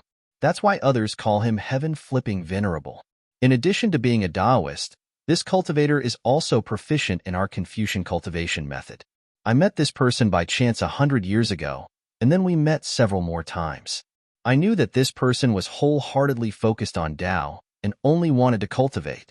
He did not want to show off and was not interested in the battle between the Taoist sect and the Buddhist sect. Not only did he not contact other Taoist cultivators, he had not even taken in a disciple. Therefore, I exchanged contact methods with him. He could be considered an old friend. This place is called the 4 Extremes Mountains. I've been here several times before. In addition to having an extremely powerful natal magic treasure, Master Heaven Flipping Master is also proficient in Taoist magic circles. The 4 Extremes Mountain itself is a large magic circle that Master Heaven Flipping Master has been operating for hundreds of years. When I visited Master Heaven Flipping Master before, I saw him demonstrate it. It's really magnificent inside, and it's not comparable to ordinary Taoist cultivators. As Xian spoke, she pointed at the 4 mountains. Now, apart from the 4 extreme mountains, which are the 4 formation cores, all traces of the formation are gone. Even the scenery of the 4 extreme mountains has completely changed. If this isn't an extremely brilliant Taoist formation, then a huge change has occurred in the 4 extreme mountains. Master Heaven Flipping Master is already no longer in the 4 extreme mountains. This place is definitely not a Taoist illusory formation. After Xian finished speaking, Ci Hui spoke up. This little monk has already used Buddhist perception to examine this place. These mountains and rivers are all real, and there isn't a trace of illusion at all. Junior Brother Tipu, what do you think? Xiaohua seemed to be very familiar with the title of Junior Brother Tipu. He also smiled and said, "That's right. This little monk has also used Buddhist perception to examine this place. My Buddhist perception is the most observant. If there is any Buddhist formation, defensive formation, or magic circle, Even if it can't be broken, it can still find a trace of a flaw. Moreover, this place is full of vitality, and there isn't a trace of pretense. Then a huge change has occurred in the four extreme mountains. It's hard to predict Master Heaven Flipping Master's life and death. A trace of gloominess flashed through Xion's eyes. She didn't know if it was because of Master Heaven Flipping Master's fate, or because she had come at a bad time. Haha, Hui continued. The great change in the four extreme mountains is a man-made disaster, not a natural disaster. Although this little monk can't cultivate all 6 divine abilities, this little monk knows that the one who dealt with Master Heaven Flipping Master was a Taoist disciple. Master Heaven Flipping Master is most likely dead. Oh? Why is fellow Taoist Hui so sure? Xion stared at Hui and asked curiously, My Buddhist faction's disciples don't know how to use Heaven-Earth Origin Qi, and your Confucian faction's disciples don't know how to use Heaven-Earth Origin Qi. Only Taoist faction's disciples and a few demons know how to control Heaven-Earth Origin Qi. Hui pointed at the rippling water below her feet and explained, There are so many water ripples here, far surpassing other places in the surrounding 1,000 miles. It must be the result of the Heaven-Earth Origin Qi wreaking havoc. Since Master Heaven Flipping Master's cultivation is only at the 4th or 5th level of Origin Qi, he definitely wouldn't be able to cause such a huge change by himself. Only 2 cultivators who can control Heaven-Earth Origin Qi together can cause this. Moreover, the strength of the cultivator who came to deal with Master Heaven Flipping Master is even higher than him. Whether it is Taoist faction's disciples or demons, they wouldn't be as merciful as my Buddhist faction's disciples, or as magnanimous as your Confucian faction's disciples. Since their method could cause such a huge disturbance and even destroy Master Heaven Flipping Master's formation, then Master Heaven Flipping Master's life and death. It's easy to guess. AI, the person who understands me is definitely not an old friend. This person is definitely my enemy. Hearing Hui's explanation, Xiaohua couldn't help but sigh in his heart. The divine abilities of my Taoist faction's cultivators mostly rely on Heaven-Earth Origin Qi. The greater the divine ability, the greater the impact it has on Heaven-Earth. When the 2 cultivators fought, the 2 of us didn't suffer any injuries, but the surrounding environment was the first to be destroyed. I didn't even notice this scene, but this Buddhist we actually saw it so clearly and explained it so incisive. Even if I don't release my divine sense, I can still determine that what Hui said is true. Xiaohua felt a little awkward in his heart, but he said, that's not good. If Master Heaven Flipping Master falls, then wouldn't the magic tool that fellow Taoist Xion wants to borrow be lost? Then, can we still go there? AI, of course we have to go. Xion said bitterly, without Master Heaven Flipping Master's magic tool, our chances of success will be reduced by 20%. However, there isn't much time left, so I have no choice but to. While Xion was speaking, a faint Buddhist sense swept over from the horizon and fell on the 3 people in the Four Extremes mountain. Oh, another Buddhist Taoist has come? Xion raised her eyebrows and looked towards the source of the Buddhist sense. Hui still had that kind of smiling expression. She glanced at Xiaohua and said, just from the Buddhist sense alone, this person should have reached the Lotus Realm, which is a level higher than this little monk and junior martial brother Tipu's Bright Lotus Realm. He should be our senior. Hearing Hui expose his Buddhist cultivation realm, Xiaohua couldn't help but feel the corners of his eyes twitch, even though this realm was already somewhat concealed by the secret technique of soul cultivation. In his heart, he finally understood why Hui only thought for a moment before agreeing when he addressed Hui as senior brother when he had just shaved his head and become a monk. It turned out that Hui had already discovered the secret he was trying to hide from his Buddhist awareness. Hee. Xiaohua smiled embarrassedly and bowed, Ba. Senior martial brother Hui really has a great divine ability to see through this little monk's strength at a glance. AI. This little monk was still too superficial. Looking at Hui again, she said with a depressed expression, this little monk's cultivation hasn't reached the Bright Lotus Realm yet. Previously, I clearly didn't mind junior martial brother Tipu's concealment and didn't intend to expose this matter. But when it came to this matter, I couldn't help it. Fellow Taoist Ci Hui, you're the one who's superficial, Exine said with a smile. That little monk Tipu didn't call you senior when he saw you, nor was he particularly respectful when he spoke. It's very obvious that his Buddhist cultivation realm isn't much lower than yours or mine. Your Buddhist doctrine and Buddhist doctrine don't need to be too compatible. He doesn't understand Buddhist doctrine, so naturally, he wants to ask you for advice. Since you know that his Buddhist doctrine isn't inferior to yours, whether it's the previous tacit agreement or the current clear indication, you don't think it's too much. But your remorse has left a mark on your bright lotus realm. Ba, good indeed, good indeed. Ci Hui put her palms together and said with a smile, Exine Tanua is right. This little monk's body was speaking the truth, but I didn't know the meaning. Every time I was enlightened by you, I learned a lot. Hee, in that case, this little one doesn't need to give you any promise or reward for this trip. Exine glanced at the man and beast in the distance who were already flying closer and said to Ci Hui with a smile. Ci Hui raised her head. Exine Tanua is right. This little monk has already learned a lot from Tanua. Even if there's no promise or reward, this little monk is still willing to go. It had to be said that Ci Hui's current situation was very similar to Ci Mei's. Both of them were proficient in Buddhist doctrine, and their Buddhist supernatural powers were also extremely high. Both of them were at a bottleneck that was difficult to break through at the same time. Furthermore, they had been stuck at this bottleneck for a very long time. It was so long that they felt irritated in their hearts. At this moment, they wanted to jump out, but they lacked an effective method to break through this bottleneck. There were also thousands of distracting thoughts in their hearts that disturbed their cultivation. The contradiction in their hearts could even be described as paranoid. He could not do this, nor could he do that. Other than reciting Buddhist scriptures, there seemed to be no other safe actions. Of course, reciting Buddhist scriptures was a slow and steady path, but Ci Hui didn't want to rely on this kind of ordinary method. Like Ci Mei, he needed to find an opportunity to break through the bottleneck from the outside world.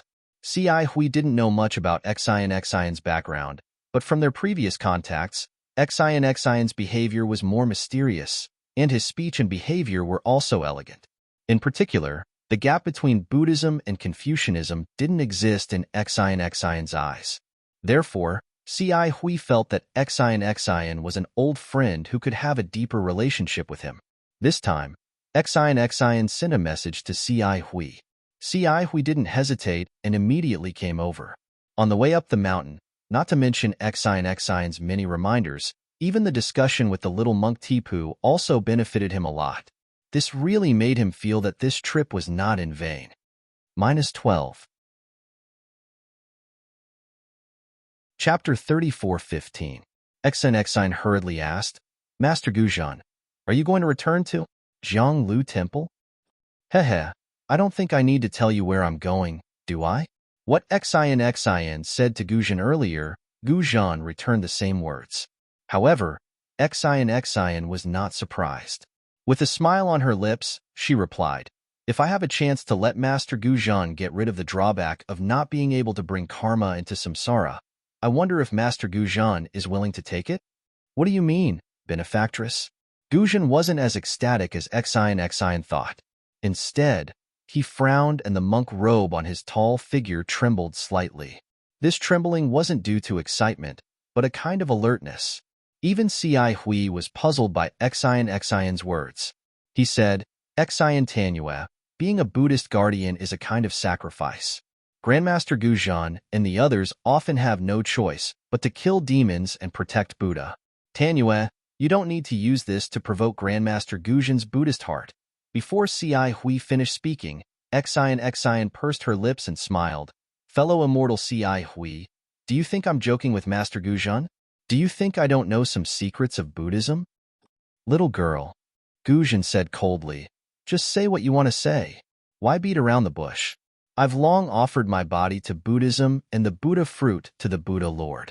I'm no longer interested in the secret arts of breaking away from being a guardian and condensing karma. I don't know how many secret arts your Buddhism sect has. Exine said faintly, but I know a place where there might be ancient Buddha rainbow. Ancient? Ancient Buddha rainbow? How is that possible? When Exine finished speaking, Guzhan was dumbfounded. He cried out in disbelief, "How can there be an ancient Buddha in the Pure Land world?" With that, Guzhan's tall figure trembled involuntarily. His previous alertness had long disappeared and was replaced by excitement from the bottom of his heart.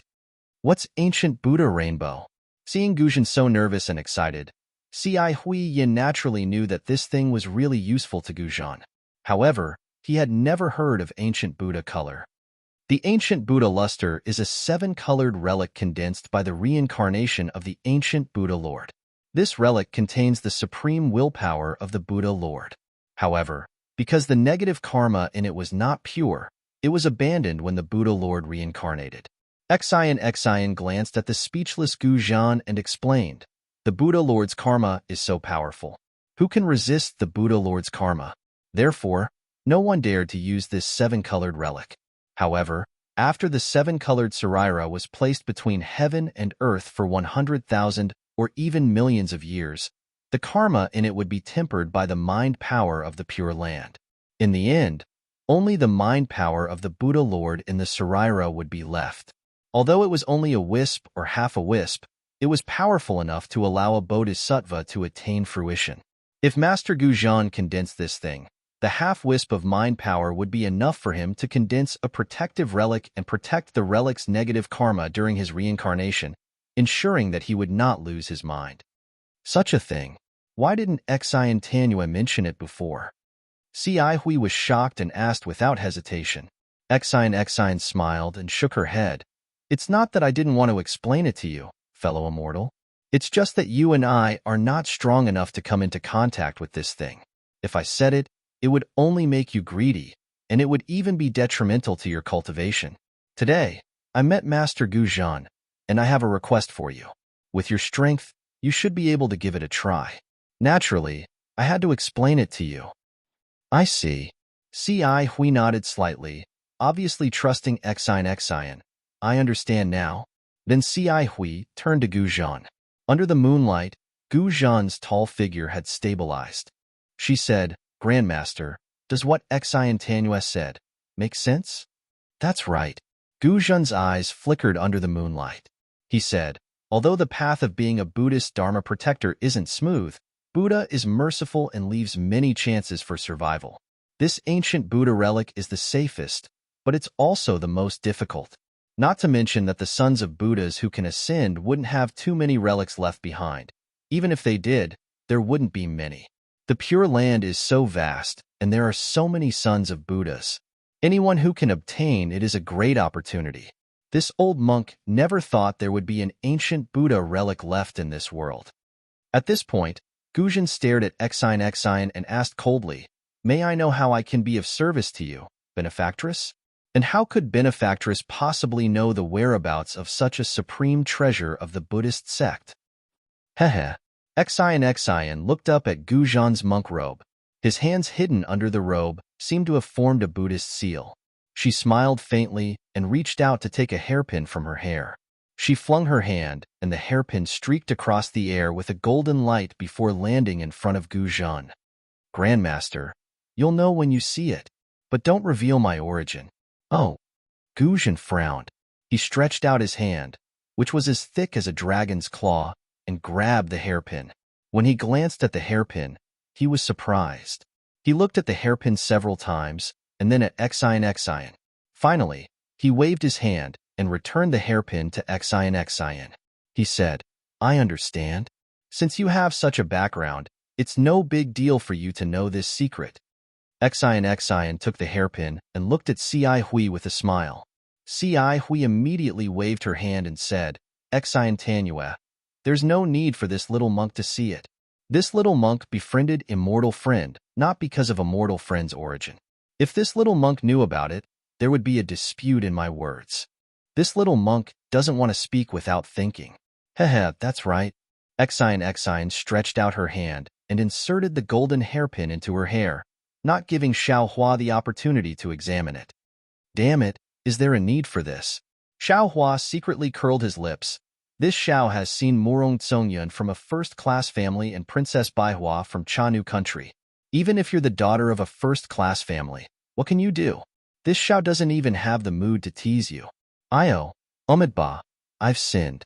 This little monk is Deepu, not Xiaohua from the Tao sect.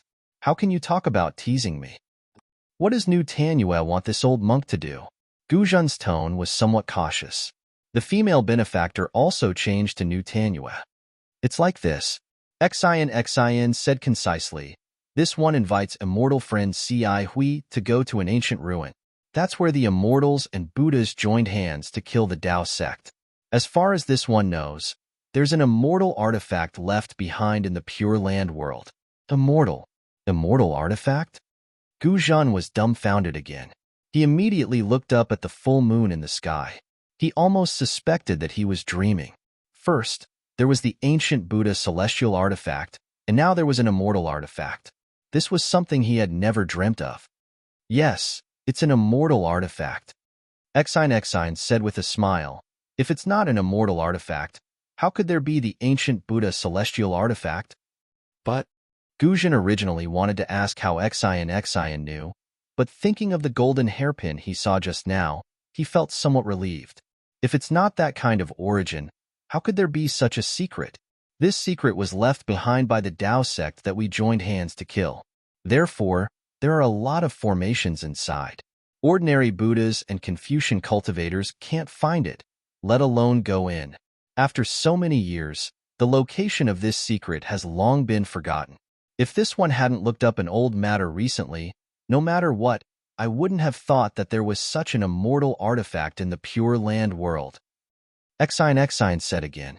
Since it's an immortal artifact, how can we do it? Female Tanyue should ask for help from her own sect. Gu Zhen smiled bitterly. Although he coveted the ancient Buddha celestial artifact, he still knew that this place was not a place where he could escape unscathed. Xin waved her hand disapprovingly. Master, you're wrong. If this one asks for help from others, how could the immortal artifact fall into their hands? Master, don't forget that it's an immortal artifact. Which Confucian cultivator doesn't want it? Until now, this one only dares to tell fellow immortal Ci Hui and Master about this. This one doesn't dare to trust anyone else. Gu Zhen opened his mouth and wanted to say something, but he was stopped by Xin's words. Moreover, this one has made sufficient preparations for this matter. Not only did I read the records of that place clearly, but I also memorized all the formations inside. I also have a well-thought-out plan to break all the formations. As a matter of fact, this one came to the Four Extremes Mountain to borrow a Tao sect magic treasure from Master Heaven Flipping Master to break one of the formations. Of course, since Master Heaven Flipping Master has fallen, you should be able to use his Buddhist alms bowl as well. Oh, so that's how it is. Gu Zhen finally understood. Female Tanyue wants to break the Tao sect's water-based formation. Exactly. Xin clapped her hands and smiled. You're right, Master. If you're not in a hurry to return to the Crimson Melon Temple, you can come with us. I estimate that the round trip will take around 20 days. Oh. Gu Zhen was surprised again. Only 20 days? How could there be such a forbidden area near the Four Extremes Mountain? Hee, this one has already spoken so frankly. Master, there's no need to force this one any further, right? Xin said with a smile. Gu Zhen's face flushed red, and he smiled embarrassedly. He put his palms together and said, Umitba, female Tanyue has indeed given this old monk a difficult problem. Since it's an opportunity, it won't be easy. Xin smiled. If it's so easy to obtain, how could it be called an opportunity? In any case, this one has already explained the reason for this matter. It's up to Master to decide whether to go or not. Ci Hui. Gu Zhen thought for a moment, then suddenly asked the little monk, Ci Hui. Ci Hui was clearly taken aback, but he hastily nodded and said, This little monk is here. Do you have any instructions for me, martial ancestor? Do you know where that secret is? Gu Zhen asked. -12.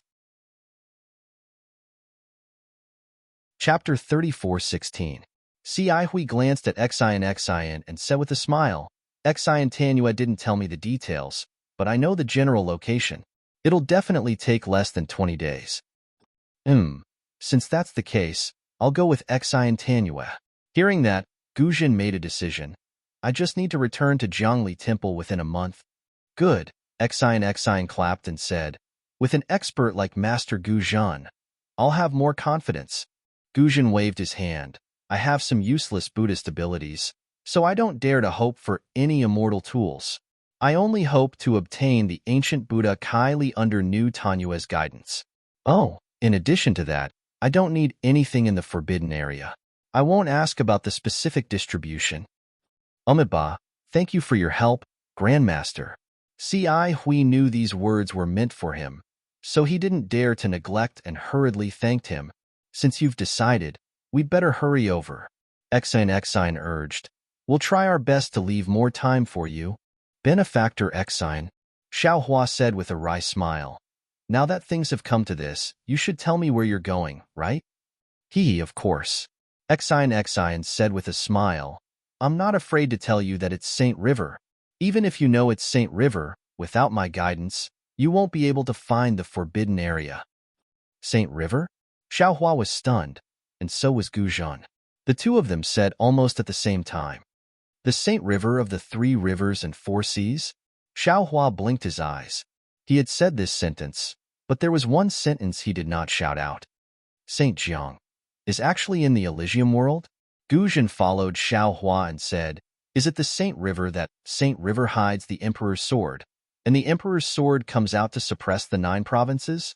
This is beyond old monk's expectations. That's right, it's that Saint River.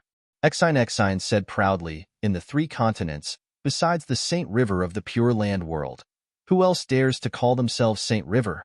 Alas, I go to Saint River almost every year. Why didn't I know there was such a forbidden area at the bottom of the river?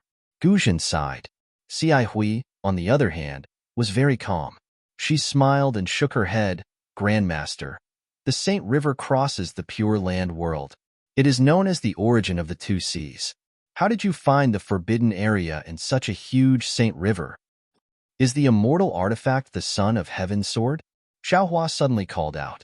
Xian looked at Xiaohua, rolled her eyes, and said sarcastically, Little monk Tipu, the sage Jiang Tsang son of Heaven's sword is just a legend.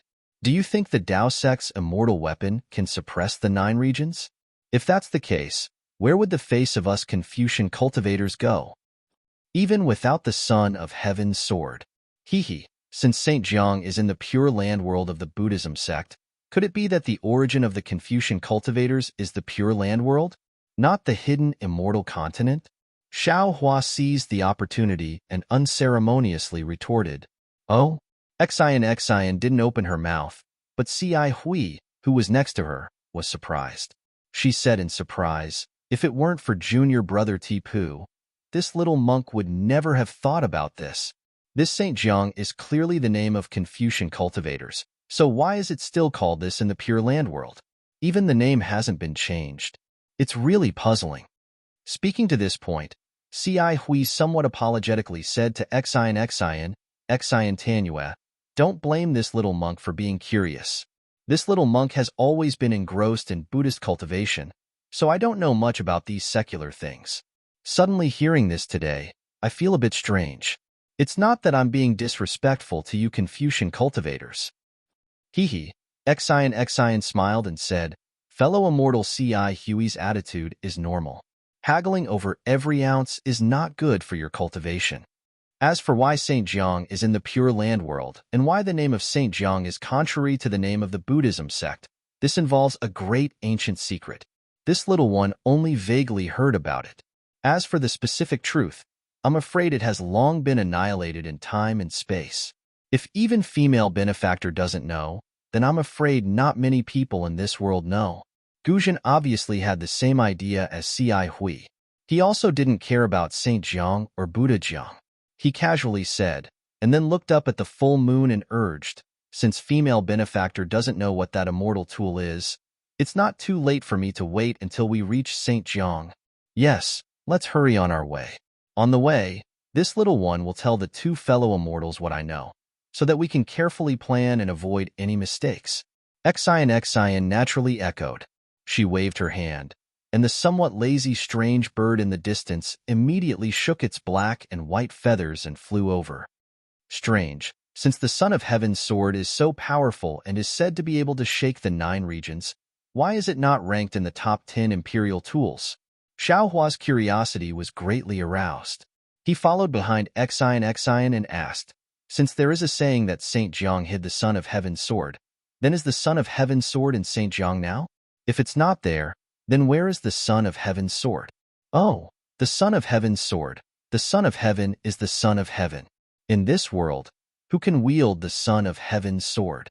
Xiao Hua's question was even more powerful than the Buddhist sect's secret incantation. Hearing it, Exion covered her face and ran away. She jumped on the strange bird and soared into the sky, escaping without a trace.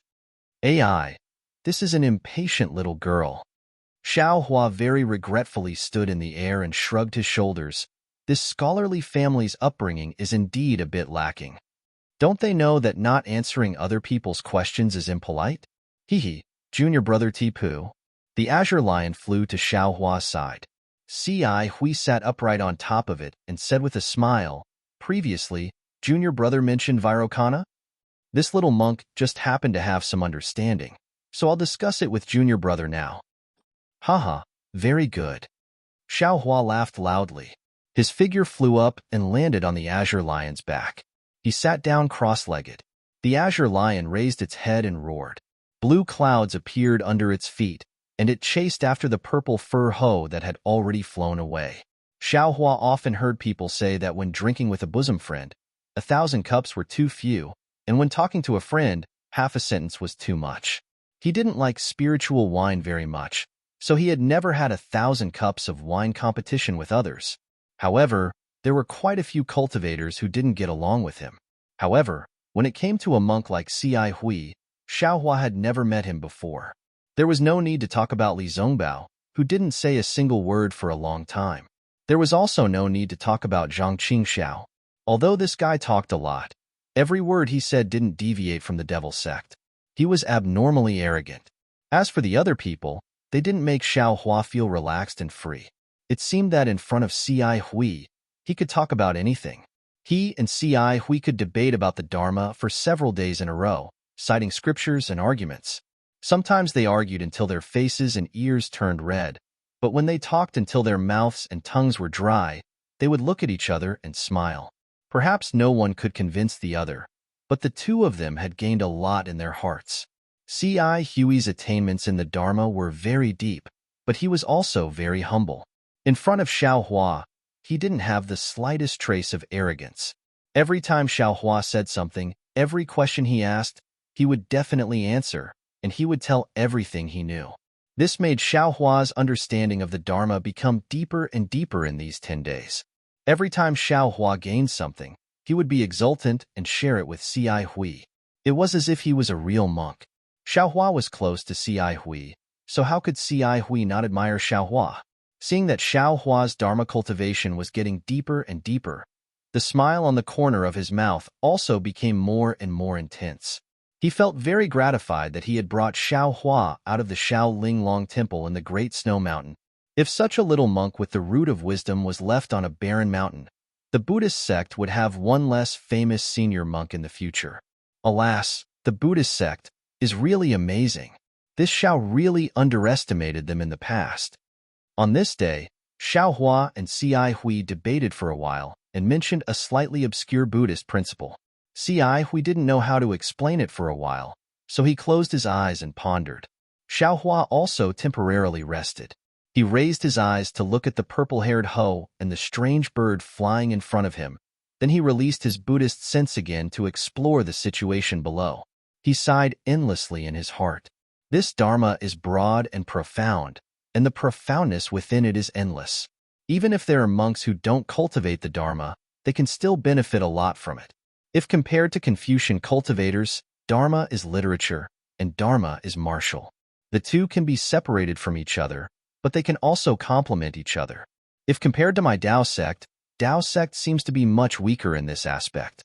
Tao sect scriptures are mostly about cultivation, about overcoming the heavens with oneself. If this Shao didn't come to the 3 continents, how could I jump out from the bottom of a well? How could I know the mysteries of Confucian cultivators and Buddhism? Those prejudices against Buddhism from before, presumably also have to be removed. Whether it was Buddhism or Confucianism, there were those who pretended to be sanctimonious, those who pretended to be righteous, those who pretended to be benevolent, those who spoke sweet words but swords at the heart, and those who were cruel and merciless. But at the same time, there were those who were sincere, those who were warm-hearted, those who were open-minded, and those who were kind on the outside but soft-hearted. Didn't they say that the same rice could raise 100 different kinds of people? There are also 10,000 kinds of people under one cultivation sect. This is human nature, and it has nothing to do with the cultivation method. It's just that, since this Shao is a cultivator, he must cultivate properly. Since this Shao has the opportunity to learn from others, then he must learn from different cultivators. Learning from each other's strong points is the way of cultivation. After thinking through this, the prejudice against Buddhism in Xiao Hua's heart gradually disappeared. He unconsciously relaxed, as if he had broken free from some kind of invisible shackle. Then, he released his Buddhist sense and casually looked at the ground. Previously, when Xiao Hua came from the snowy mountain to the 4 Extremes mountain, the road was completely desolate, and it was rare to see people. Not to mention the snowy mountain, which was extremely high and covered in snow. Ordinary Buddhist children wouldn't go there. Even the 4 Extremes mountain was very dangerous. If Xian didn't lead the way, Ci Hui might not have been able to find it. Therefore, what Xiao Hua saw was quite similar to the Dawn Rain continent. But not long after coming out of the 4 Extremes mountain, the scenery of this paradise began to change. The climate gradually became hot, and a kind of warm and dry heat was constantly in the air. On the ground, there were also more greenery. Strange trees propped up the canopy, covering the increasingly dense mortals in the shade. -12. Chapter 34:17. This strange tree was different from Dawn Rain continent and Hidden Immortal continent. The thick tree trunk was like a pagoda in a temple, stacked up layer by layer. This tree trunk was also bare, no branches could be seen. Only when it reached the top of the tree crown did it extend several zhang-wide branches in all directions. The leaves that made up the tree crown were also interesting. They were like palm leaf fans. When the wind blew, the tree crown swayed, as if a big hand was shaking hundreds of palm leaf fans at the same time. The fruits of this strange tree also attracted Xiao Hua's attention. These fruits were different from spirit fruits and spirit trees. They were not hanging on the branches, but just stuck to the top of the tree crown, raised high. Moreover, each tree only bore 9 fruits. These fruits were of different sizes. The big ones were the size of a head, and the small ones were only the size of a fist. The fruits looked very strong. The green fruit skin tightly wrapped the fruit. Even if it fell from the top of the tree, the fruit would not be torn apart. The scenery was naturally in Xiao Hua's eyes, but what he paid attention to was the people in the scenery. The mortals of Elysium world were no different from Hidden Immortal continent, but their skin was slightly darker, and their clothes were different. Most of the men wore short clothes, while the women wore light veils that covered their skin and faces. Of course, in addition to the secular people, most of them were ordinary monks. In Elysium world, there were many temples. These temples were either big or small, and the incense burning there was exuberant. Whenever Xiao Hua's Buddhist sense swept through the temples, he would see pious men and women kowtowing, offering incense, and giving money. Of course, Xiao Hua's Buddhist sense was often detected by the senior monks in the temples. At the beginning, Xiao Hua hurriedly withdrew his Buddhist sense, fearing that it would cause a misunderstanding. But after a long time, Xiao Hua found that not only did the Buddhist sense not have any hostility toward the temples, but it was also very kind. When it came into contact with his Buddhist sense, it would immediately withdraw, without any further warning. Elysium world? Is it really a Elysium world?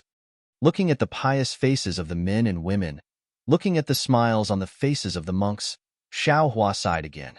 Are the people of Elysium world very satisfied? Alas, In this Xiao's opinion, Buddhism is a special sect among Buddhism, Taoism, and Confucianism. Rather than saying it is a cultivation method, it is better to say it is a kind of faith. Although soul cultivators also emphasized on the power of faith, their believers were all natives of Ming Mountains, and their range was limited. As for the Buddhist sect, because of the doctrine of Buddhism, everyone could believe in the Lord Buddha. Although the power of faith of a single person was weak and could not be compared to the millions of natives in Ming Mountains, there were so many of them. Perhaps there were hundreds of millions of people in the entire Elysium. This level of power of faith. Holy shit, it should be enough for the Buddha Lord to become a Buddha. Or perhaps this belief was the root of happiness? Since they were all beliefs, what was the relationship between the 12 great gods of soul cultivation and the Buddha of Buddhism sect? Why does my Tao sect not have a Tao ancestor? Why doesn't our Tao sect have any faith? The more Xiaohua thought about it, the more he thought about it. He had thought about it before, but at that time, it was all doubts and doubts. Now that he saw the prosperity of the Buddhist sect, he couldn't help but think deeply. Ci Hui opened her eyes and saw that Xiaohua was also pondering with his eyes closed. She smiled and asked, "Junior brother Tipu, have you comprehended anything?" Xiaohua didn't open his eyes. He smiled and said, "This little monk was a little tired just now, so I took a short rest." Only Xiaohua himself could solve the problem of Buddhism, Confucianism, and Taoism. He didn't think that this Ci Hui, who only knew about Buddhism, could help him in any way. Look into the distance. We have arrived at the Saint River. Ci Hui didn't think it was a big deal. She pointed her finger into the distance and said with a smile, "Oh, so fast?"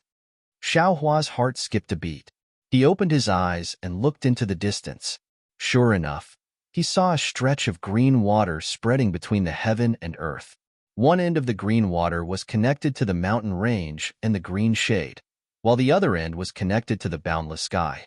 The green water in the distance was so close to the color of the sky that it was impossible to distinguish the boundary. It was as if the green water was the falling of the Milky Way.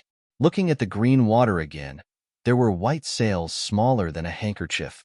Under the white sails, there were doll-like boats that didn't move for a long time. Xiaohua understood that it wasn't that these boats didn't move, but rather that they were drifting like the big boats nearby. It was just that they were too far away from here. The distance that the big boats drifted over was too small in his eyes. Is this the South Sea or the Saint River? Xiaohua was dumbfounded. Wasn't this river too wide? Nonsense. Where's the South Sea? This can only be the Saint River. Ci Hui lightly reprimanded Xiaohua and said, "This Saint River is known as the origin of the two seas. Not only is it vast and magnificent, it crosses the Pure Land world and has thousands of tributaries that converge into it. Wherever the river reaches, there are hundreds of millions of Buddhists. I don't know how many Buddhists rely on the Saint River to survive." "What is that?" While speaking, Xiaohua frowned and pointed his finger in a direction. "Oh." Ci Hui didn't understand and followed Xiaohua's finger. She saw that it was a river bay that was several li in size. The Saint River's water flowed slowly, circling and flowing between two hills. The hills were several li in size, forming a very calm river bay. The two hills were ordinary and not very tall. However, on the hills, there were two Buddha statues that were several zhang in size. Therefore, this river bay was different. At this time, on top of the hills, there were many men and women who climbed up with difficulty and piously prostrated themselves in front of the Buddha statues. Below the hills, the river bay was abnormally lively. What Xiaohua said was a group of more than 10 people. Everyone in this group was wearing plain clothes. There were also some women with white flowers on their temples. In front of the group, there were several people carrying something that looked like a flower basket. However, in the flower basket, there were not only flowers, but also an old man who was lying naked in the flowers. The old man's hands were crossed in front of his chest. His eyes were tightly closed and his face revealed a kind of serene smile. This group of people walked to an empty spot at the side of Riverbend and slowly came to a stop. The few people at the front put down the flower baskets, and the 10 people at the back rushed forward. The woman plucked the white flowers from her temples and threw them into the flower baskets. Then, Everyone worked together to lift the flower baskets and sent them into Riverbend. Although the river water in the river bay was gentle, it was still flowing. After the flower basket entered the river bay, it immediately floated into the river bay along with the river water. The flower basket was originally made of rattan. Just as it floated out several zhang, the river water immediately rushed in. The river water increased and gradually lifted the old man's body. Then, the flower basket gradually sank. Umitba. At the side of the river bay, the more than 10 men and women had smiles on their faces. Although there were some women with sparkling and translucent tears at the corners of their eyes, they still chanted the Buddhist scriptures in an abnormally pious manner. Following everyone's gaze, the flower basket sank to the bottom of the river bay. The old man's body was indeed half sinking and half floating, moving along with the river flow. It was very obvious that this was the old man's funeral. These more than 10 men and women should be the old man's children and relatives. If it was just this, Xiaohua might not be surprised. Whether it was the cremation of the old monk from the exquisite temple or the burial of the ordinary cultivators from the Xiaoyu continent, Xiaohua had seen them all. This water burial was not considered rare. However, this river bay was more than 10 li in size. Not only were there many people at the side of the river bay, there were also many people inside the river bay. Of the people inside the river bay, some were taking a bath, some were immersing themselves in the water devoutly. Of course, there were also some people who were floating on the water just like that. It was unknown whether they were dead or alive. The people outside the river bay, some were kneeling by the side of the river, kowtowing to the ground. It was unknown what their mouths were muttering. Some were prostrating themselves on the water, devoutly cupping the river water with their hands and drinking it in big mouthfuls. There were also some people who were holding a few boxes in their hands, splashing something into the river water. If Xiaohua was not surprised, it should be the embers of the corpse after the fire. When the old man's corpse slid into the river water, there were still a few people who were wildly drinking the river water. These people only slightly moved to the side. Then, they simply ignored the old man and continued to pour the river water into their mouths. As for the old man's corpse floating by, the people in the river water turned a blind eye to it. They simply did not care. The people in the river water did not pay attention to the old man's corpse. However, the fish in the water and the birds in the sky did. Not long after the old man's corpse floated into the river bay, fat river fish swam over and surrounded the naked corpse in the water. On the river surface, several birds also flew down, either eating the river fish or swallowing the corpse. As for the old man's son on the river bank, not only did he not anxiously chase away the birds and fish, his face was instead filled with joy. These people, aren't they too crazy? Xiaohua looked at the inconceivable actions of the various people in the river bay and unconsciously became dumbstruck. He whispered, Umitba. Ci Hui, however, acted as if this was a common occurrence. She chanted Buddha's name and laughed. What's so strange about this? Junior brother Tipu is a bit obsessed. Junior brother Tipu, don't you know? Although this Saint River has the title of a Confucian saint, our Buddhist sect has never planned to change its name. However, this great river that runs through the Pure Land world already has no name in the hearts of billions of Buddhist people. Whether it is called Saint River or Buddha River, in the hearts of Buddhist people, it is only a Buddha river. It is a river that is unique in the hearts of billions of Buddhist people. It is a river that is filled with the blessings of Buddha, a river that carries the past life, present life, and future life of Buddhist people. Looking at Xiaohua's slightly frowning appearance, Ci Hui excitedly said, Junior brother Tipu, seeing this scene, could it be that you are not happy? Could it be that you don't feel that this is the eternal state of Buddha's light in our Pure Land world? Do you know that this great river is connected to the land of bliss in the hearts of Buddhist people? The origin of this river is the exit of the land of bliss. The destination of this river is the entrance of the land of bliss. Look at that newborn baby boy. After he was washed in this river, he received the blessings of Buddha. As for that old man who just passed away, he washed the dust of his life here. His dirty and smelly skin was left in the river. His clean soul flowed into the land of bliss along with the river. -12. Chapter 34:18. This, Xiaohua bitterly smiled and slightly shook his head. Isn't Saint River the source of the two seas? When did it connect to the land of bliss? That's the truth. Hui vigorously nodded and pointed at the distant white sails on the river. This is something that cultivators like us can know. However, how many of these Buddhists can walk along this Saint River? Even those fishing boats on the river have never gone from the West Sea to the East Sea, right? How do they know where this Saint River came from and where it went? Even if they have never seen it and never went there, they might not have never heard of it, right? Xiaohua continued to argue. They naturally have heard of it, and they even know that this river is called Saint River. Just like what Junior Brother said before, this saint is a special name for Confucian cultivators. It has nothing to do with my Buddhist sect. But do they believe it? Will they even listen? Hui smiled. Not to mention that there are hundreds and thousands of such legends. They are devout Buddhists of my Pure Land world. Their hearts have long been illuminated by my Buddha's light. They will not tolerate other filth. Hundreds and thousands of legends. They only believe my Buddha's words. Amitabha, this little monk understands. Xiaohua slightly sighed. He already understood the trick. Previously, he was still thinking about the benefits of faith. Now he saw the drawbacks of faith. To believe and be true is to be devout, but to believe and be foolish is to be evil. But who is devout and who is evil? How can Buddhists know? They can't jump out of the well. They can't distinguish the direction of the river. Only cultivators like Xiaohua who can jump out of the well can clearly see the direction of the river. However, thinking about the great formation at the bottom of the West Sea and the vast border of the three continents, Xiaohua shuddered. He really doesn't know how deep this well is. While speaking, the azure lion has already flown over this river bend. At the place where the river bend enters the river, the old man's corpse that Xiaohua just saw once again emerged a few times and slowly sank into the depths of the river.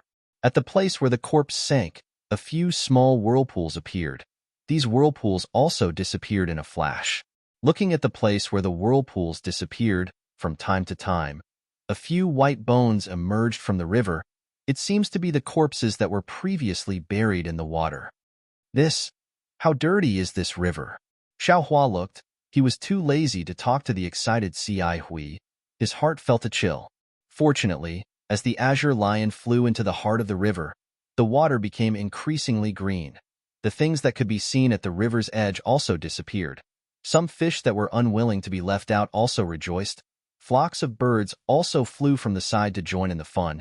It made Xiaohua's somewhat gloomy heart. Xian didn't pay attention to Xiaohua and Hui. She rode the strange bird and flew in front of Guzhan. The two of them kept talking about something. They seemed to be discussing how to enter the danger zone. At this moment, she led the three of them straight into the heart of the river. Seeing a strangely shaped reef emerging from the river, she stopped again and looked at it. Then, she patted the strange bird's neck again and flew towards the upper reaches of the Saint River. After flying for half a day, he finally stopped. He turned his head and looked at Xiaohua and Hui who were following behind him. He faintly pointed below and said, "It's here." Here? Before Hui could speak, Guzhan, who was standing next to Xian, had a strange look on his face. He seemed to be in disbelief as he said, "Is Xian Tanuerong? This is the famous Nightmare Reef Bay of the Sage River.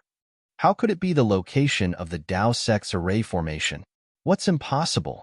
Xian smiled and said, "Taoism's array formations are unpredictable to begin with. Moreover, this is a forbidden area passed down from ancient times." That's right. I'm not denying Taoism's formation, nor am I doubting Tan Yu's discovery. I just feel that countless Buddhist seniors have come here to explore for thousands of years. How could they not find any clues? Guzhan seemed to have lost his composure at this moment. His expression became even more anxious as he hurriedly asked. When Xiaohua heard the two's words, he glanced at Hui's frown and lowered his head to look at the river. He saw that the river's surface was completely different from before. The other parts of the river were completely calm. Even if there were some surging waves, they were ordinary waves. After the waves passed, the river's surface was completely flat. The river had a circumference of a few miles, and was filled with whirlpools of different sizes. These whirlpools were letting out strange moaning noises, and gusts of strong wind were blowing in and out of the river, wreaking havoc in this area. Also, these whirlpools looked disorderly, but there was a dark gray shadow between 2 or 3 whirlpools. This shadow couldn't be dispelled even under the scorching sun. Xiaohua didn't dare to release his spiritual sense. The chaotic wind around his nose already told him that the world's spiritual energy here was extremely chaotic. It wasn't the kind of order that was commonly seen in Taoism's array formations. Xiaohua glanced at the strangeness of the river and asked Ci Hui in a low voice, "Is there a saying in Nightmare Reef Bay?" Ci Hui also shifted her gaze away from the river and said with a bitter smile, "It's not just a saying. It's simply a notorious name. This body of water is extremely strange. If a feather falls on it, even if it doesn't get sucked into a whirlpool, it won't float on the river's surface. All the boats that pass through here, regardless of whether they belong to ordinary Buddhists or Buddhist sect disciples, are not spared. They all sink into the water and turn into wood chips. The entire process is like a nightmare, so it's called Nightmare Reef Bay by the people nearby. The reason why it's called Nightmare Reef Bay is because there were previously people who believed that there were a large number of reefs under the river that caused such a strange scene. Those boats also sank after touching the reefs. However, after the investigations of my Buddhist sect seniors, there isn't a single reefs under this body of water. Apart from the fact that there aren't any fish or ordinary marine life, there isn't anything different here. There are even many seniors who used Heaven's eyes to investigate, but apart from the river, they found nothing. As time passed, no more ships passed by this place, and no more Arhat came here to investigate. This place became a stretch of stagnant water. It's like a nightmare that no one likes. That's not all. Ci Hui turned her head at this moment and said rather viciously, "This area of several dozen miles is very strange. At specific times, it will produce an illusion. The illusion's range is extremely large, more than 100 miles. Not only will the passing boats fall into it, the mortals on the boats will also lose their senses and enter a nightmare. When they come out of the illusion, they will either go crazy, be happy, be sad, or become demented, and so on and so forth. Even my Buddhist sect disciples are not spared. Of course, these people can be considered lucky to be able to escape from the illusion. When this old monk was young, I had a junior brother who was ordered by his master to go somewhere else. He occasionally passed by the Nightmare Reef Bay and accidentally encountered the illusion. He disappeared without a trace, and to this day, it's unknown whether he's alive or dead. My Crimson Reed Temple sent out disciples to search for several days, but they didn't find any clues. This old monk was also part of the search that day, and even used my Buddhist awareness to explore the borders of this body of water. This old monk still clearly remembers the apprehension and uneasiness in my heart at that time, afraid that this body of water would suddenly unleash its power and suck me in. At this point, Ci Hui lowered her head and looked at the mouth-like vortexes below her. She sighed and said, "Since that day, old monk has never come here again. I haven't even come within 100 miles of this place. If not for New Tanua bringing me here today, this old monk definitely wouldn't have come." So that's how it is. Xine nodded slightly. No wonder Great Master reminded this one earlier. This one didn't expect there to be such an old story. Ah, Umitba. If it's as New Tanua said, this place is an extremely hidden ancient formation. New Tanua can take out the immortal weapon inside and destroy this formation to avenge my junior brother. Even if this old monk can't obtain the ancient Buddhist Kylie, this old monk is still willing. Guzhan said somewhat sadly. Xine didn't know whether to laugh or cry, and she smiled apologetically. Great Master thinks too highly of this little girl. This formation was left behind from ancient times. Even an immortal weapon is not the formation eye of the formation. Even if this one is lucky enough to obtain an immortal weapon, it's impossible to destroy this formation. If it's possible, we can find the corpse of the junior brother that Great Master mentioned. It's already good enough. Hearing this, Guzhan's body trembled slightly. He actually took a long breath, and then said with a wry smile, "Corpse? Ah, so many years have passed. How can we still find a corpse? Even if there are, how many corpses have been piled up since ancient times? How can we still distinguish them? Grandmaster, Gu Zhen's reaction was very strange. Not only did Xiao Hua and Xian see the abnormality, but Ci Hui was also somewhat puzzled. She asked in a low voice, "Is there something wrong with you?" "Haha, it's nothing." Gu Zhen grinned. This old monk just has a slight feeling and thought of the past. Then, Gu Zhen urged again, "Nu Tanua, how do we enter this ancient formation?" "Great master, don't worry," Xian said with a smile. "This little girl naturally has a way to enter the formation. It's just that it takes time to enter this formation, so we'll have to wait here for a while." Gu Zhen raised his thick white eyebrows and asked in a low voice, "Could it be that we have to wait for that illusion to appear?" Xiao Hua's heart also thumped, seeming to understand something. Fortunately, Xian hurriedly explained, "Great master, this little girl doesn't know whether the illusion of the nightmare reef rock is related to the formation, but according to the records, entering the formation doesn't need to go through any illusion formation, but we still have to wait until dusk or sunset." Sunset? Hearing this, Xiao Hua and the other two involuntarily raised their heads. However, at this moment, the sky was covered with dark clouds. How could they see the sun? When the three people's puzzled gazes fell on Xian's face, she clapped her hands and took out an ink cloud pupil. She said with a wry smile, "The situation inside is all in this ink cloud pupil, but there are some origin formation restrictions inside that others can't see." -12. Chapter 34:19. It doesn't matter. Gu Zhen waved his hand and said, "Since this old monk knows your identity and has accompanied you to this place, we must enter this formation. Since others can't see Mo Yuntong, this old monk naturally can't see it either, so there's no need for me to look. Everything inside will be done according to Nutanya's instructions." "What about fellow immortal Ci Hui?" Xian smiled and looked at Ci Hui. Ci Hui shrugged and answered very seriously, "Nutanya has held on to this Mo Yuntong for a long time, right? She seems to have never wanted this little monk to look at it. Since that's the case, why should this little monk look at it?" Xiao Hua found Ci Hui's shrugging action very familiar. "Isn't this what I often do? I don't know when monk Ci Hui secretly learned it from me." However, Xiao Hua just looked and didn't say anything. He blinked his eyes and looked at the water below him. In his opinion, Xian must be treating him as nothing like before.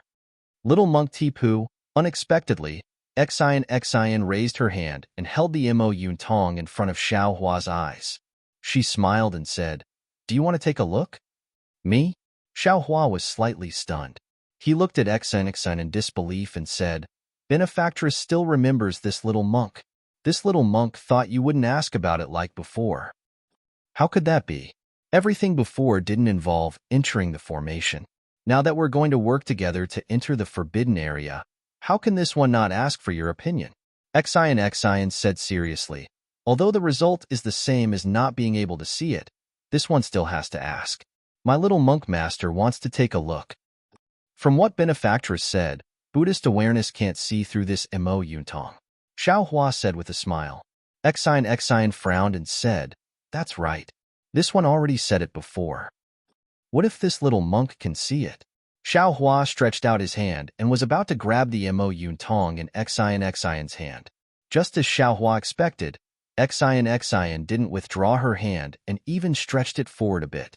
She smiled and said, "It's best if this little monk can see it, so that I won't have to say anything in the future and fellow immortal Ci. We can rest assured." Xiao Hua withdrew his hand as soon as he touched Mo Yuntong. He looked at Xian's dark and rough face and said with a smile, "Since Buddhist awareness can't see it, why should I? Even senior brother Ci Hui is at ease with you. So why can't this little monk be at ease?" Why do I feel like this little monk doesn't trust me?" Xian snorted and withdrew her hand. "Ha ha ha, I've never met you before, Benefactress. I've just shaved my head and entered Buddhism, but you've already tricked me into leaving the mountain. Who knows what you're up to?" Xiao Hua placed his hands behind his back and laughed loudly. "Now that we're about to enter the ancient array formation, What's wrong with this little monk asking a few more questions and probing a few more times?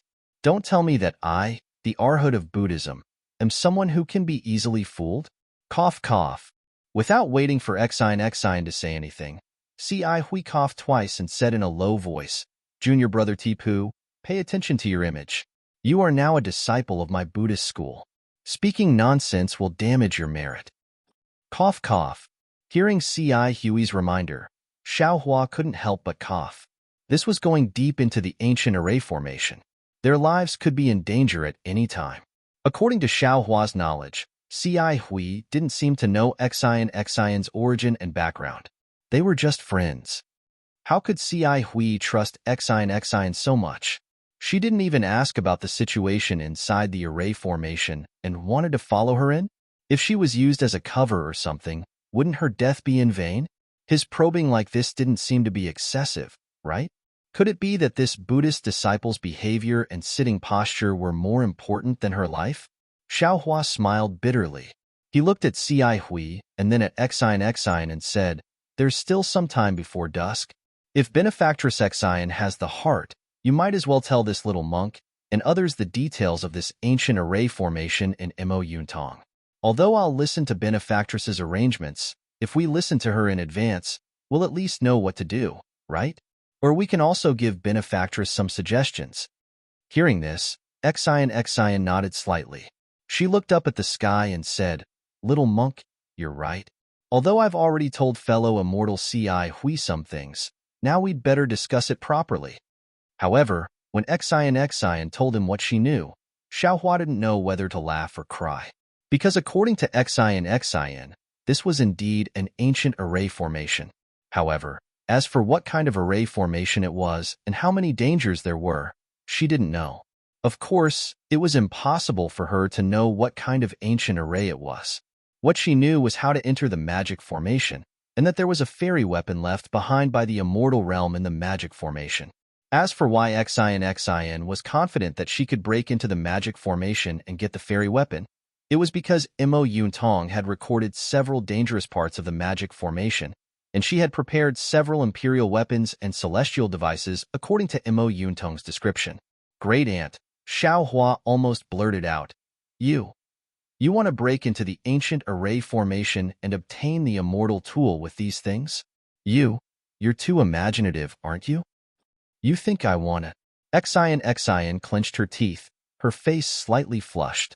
She took out Mo Yuntong again and shouted, This Mo Yuntong was originally incomplete. When I checked it, I also forcibly broke the restriction. It's already good that I know these things. If you can do it, you can see for yourself.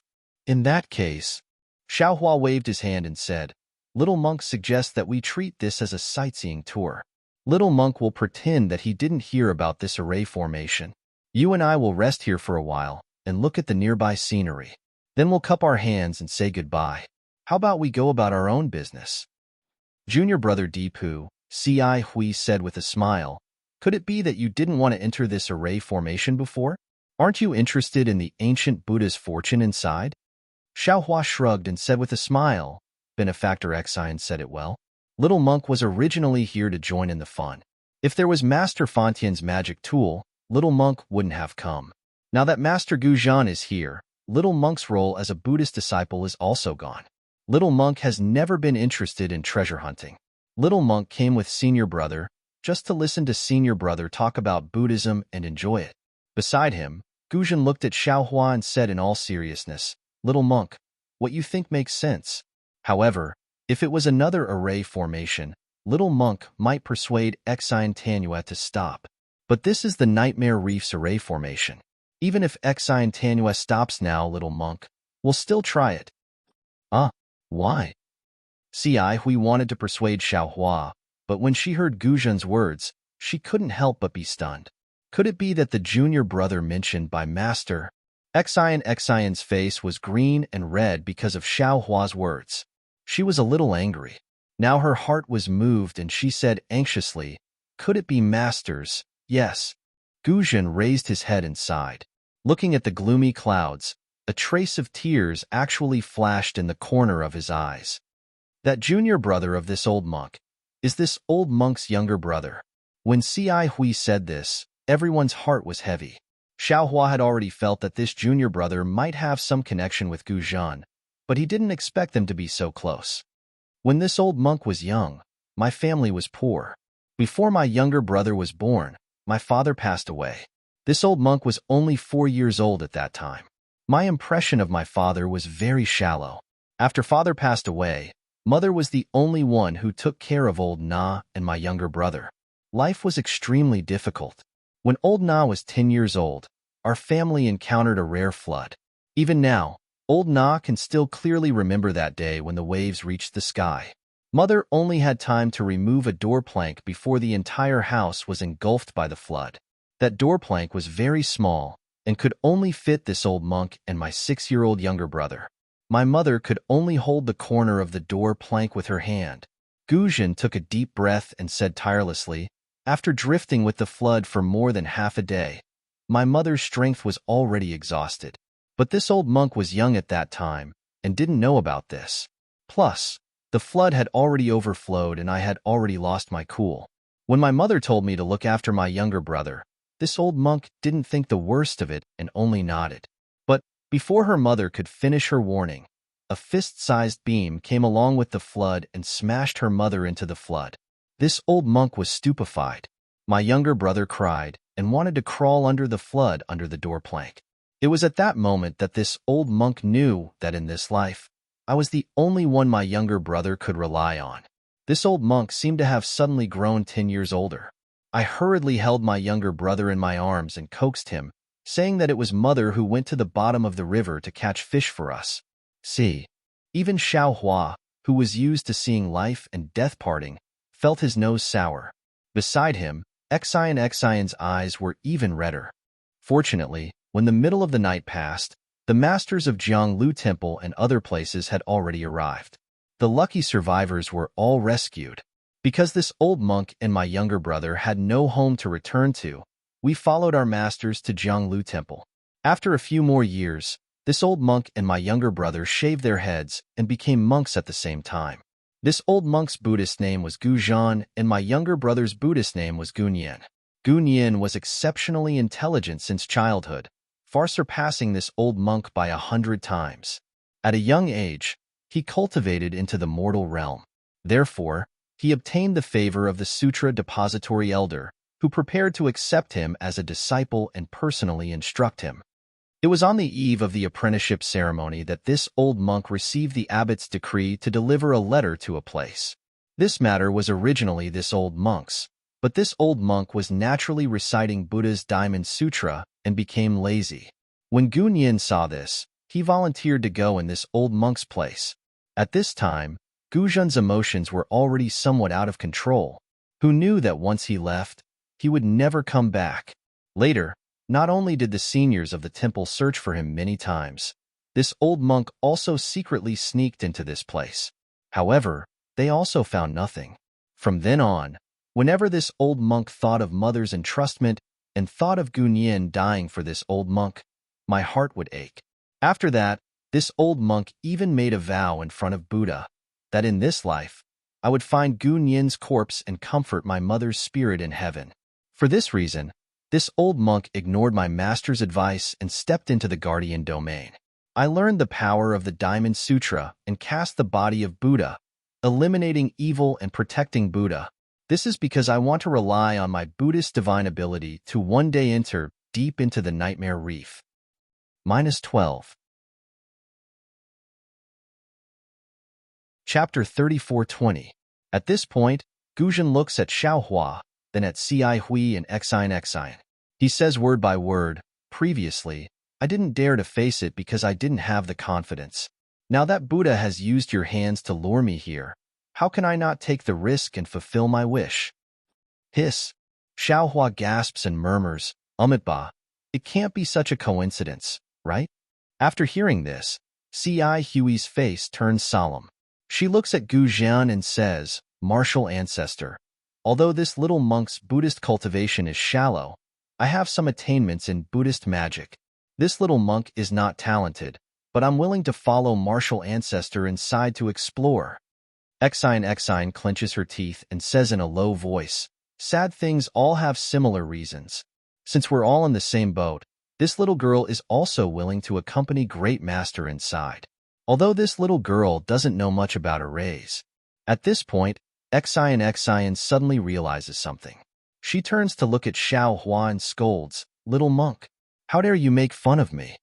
Seeing that Xian scolds him without waiting for him to express his determination, Xiao Hua becomes furious. "Little girl, what do I have to make fun of you? If you want to go, then go. If you don't want to go, then don't go. Junior brother, pay attention to your manners. You're now a Buddhist disciple."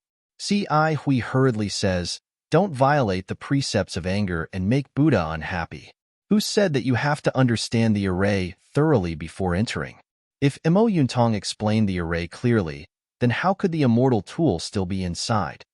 Xian stared at Xiao Hua and said, "Just like you said, if we can explain the details of the array clearly, then we'll be going on a sightseeing tour.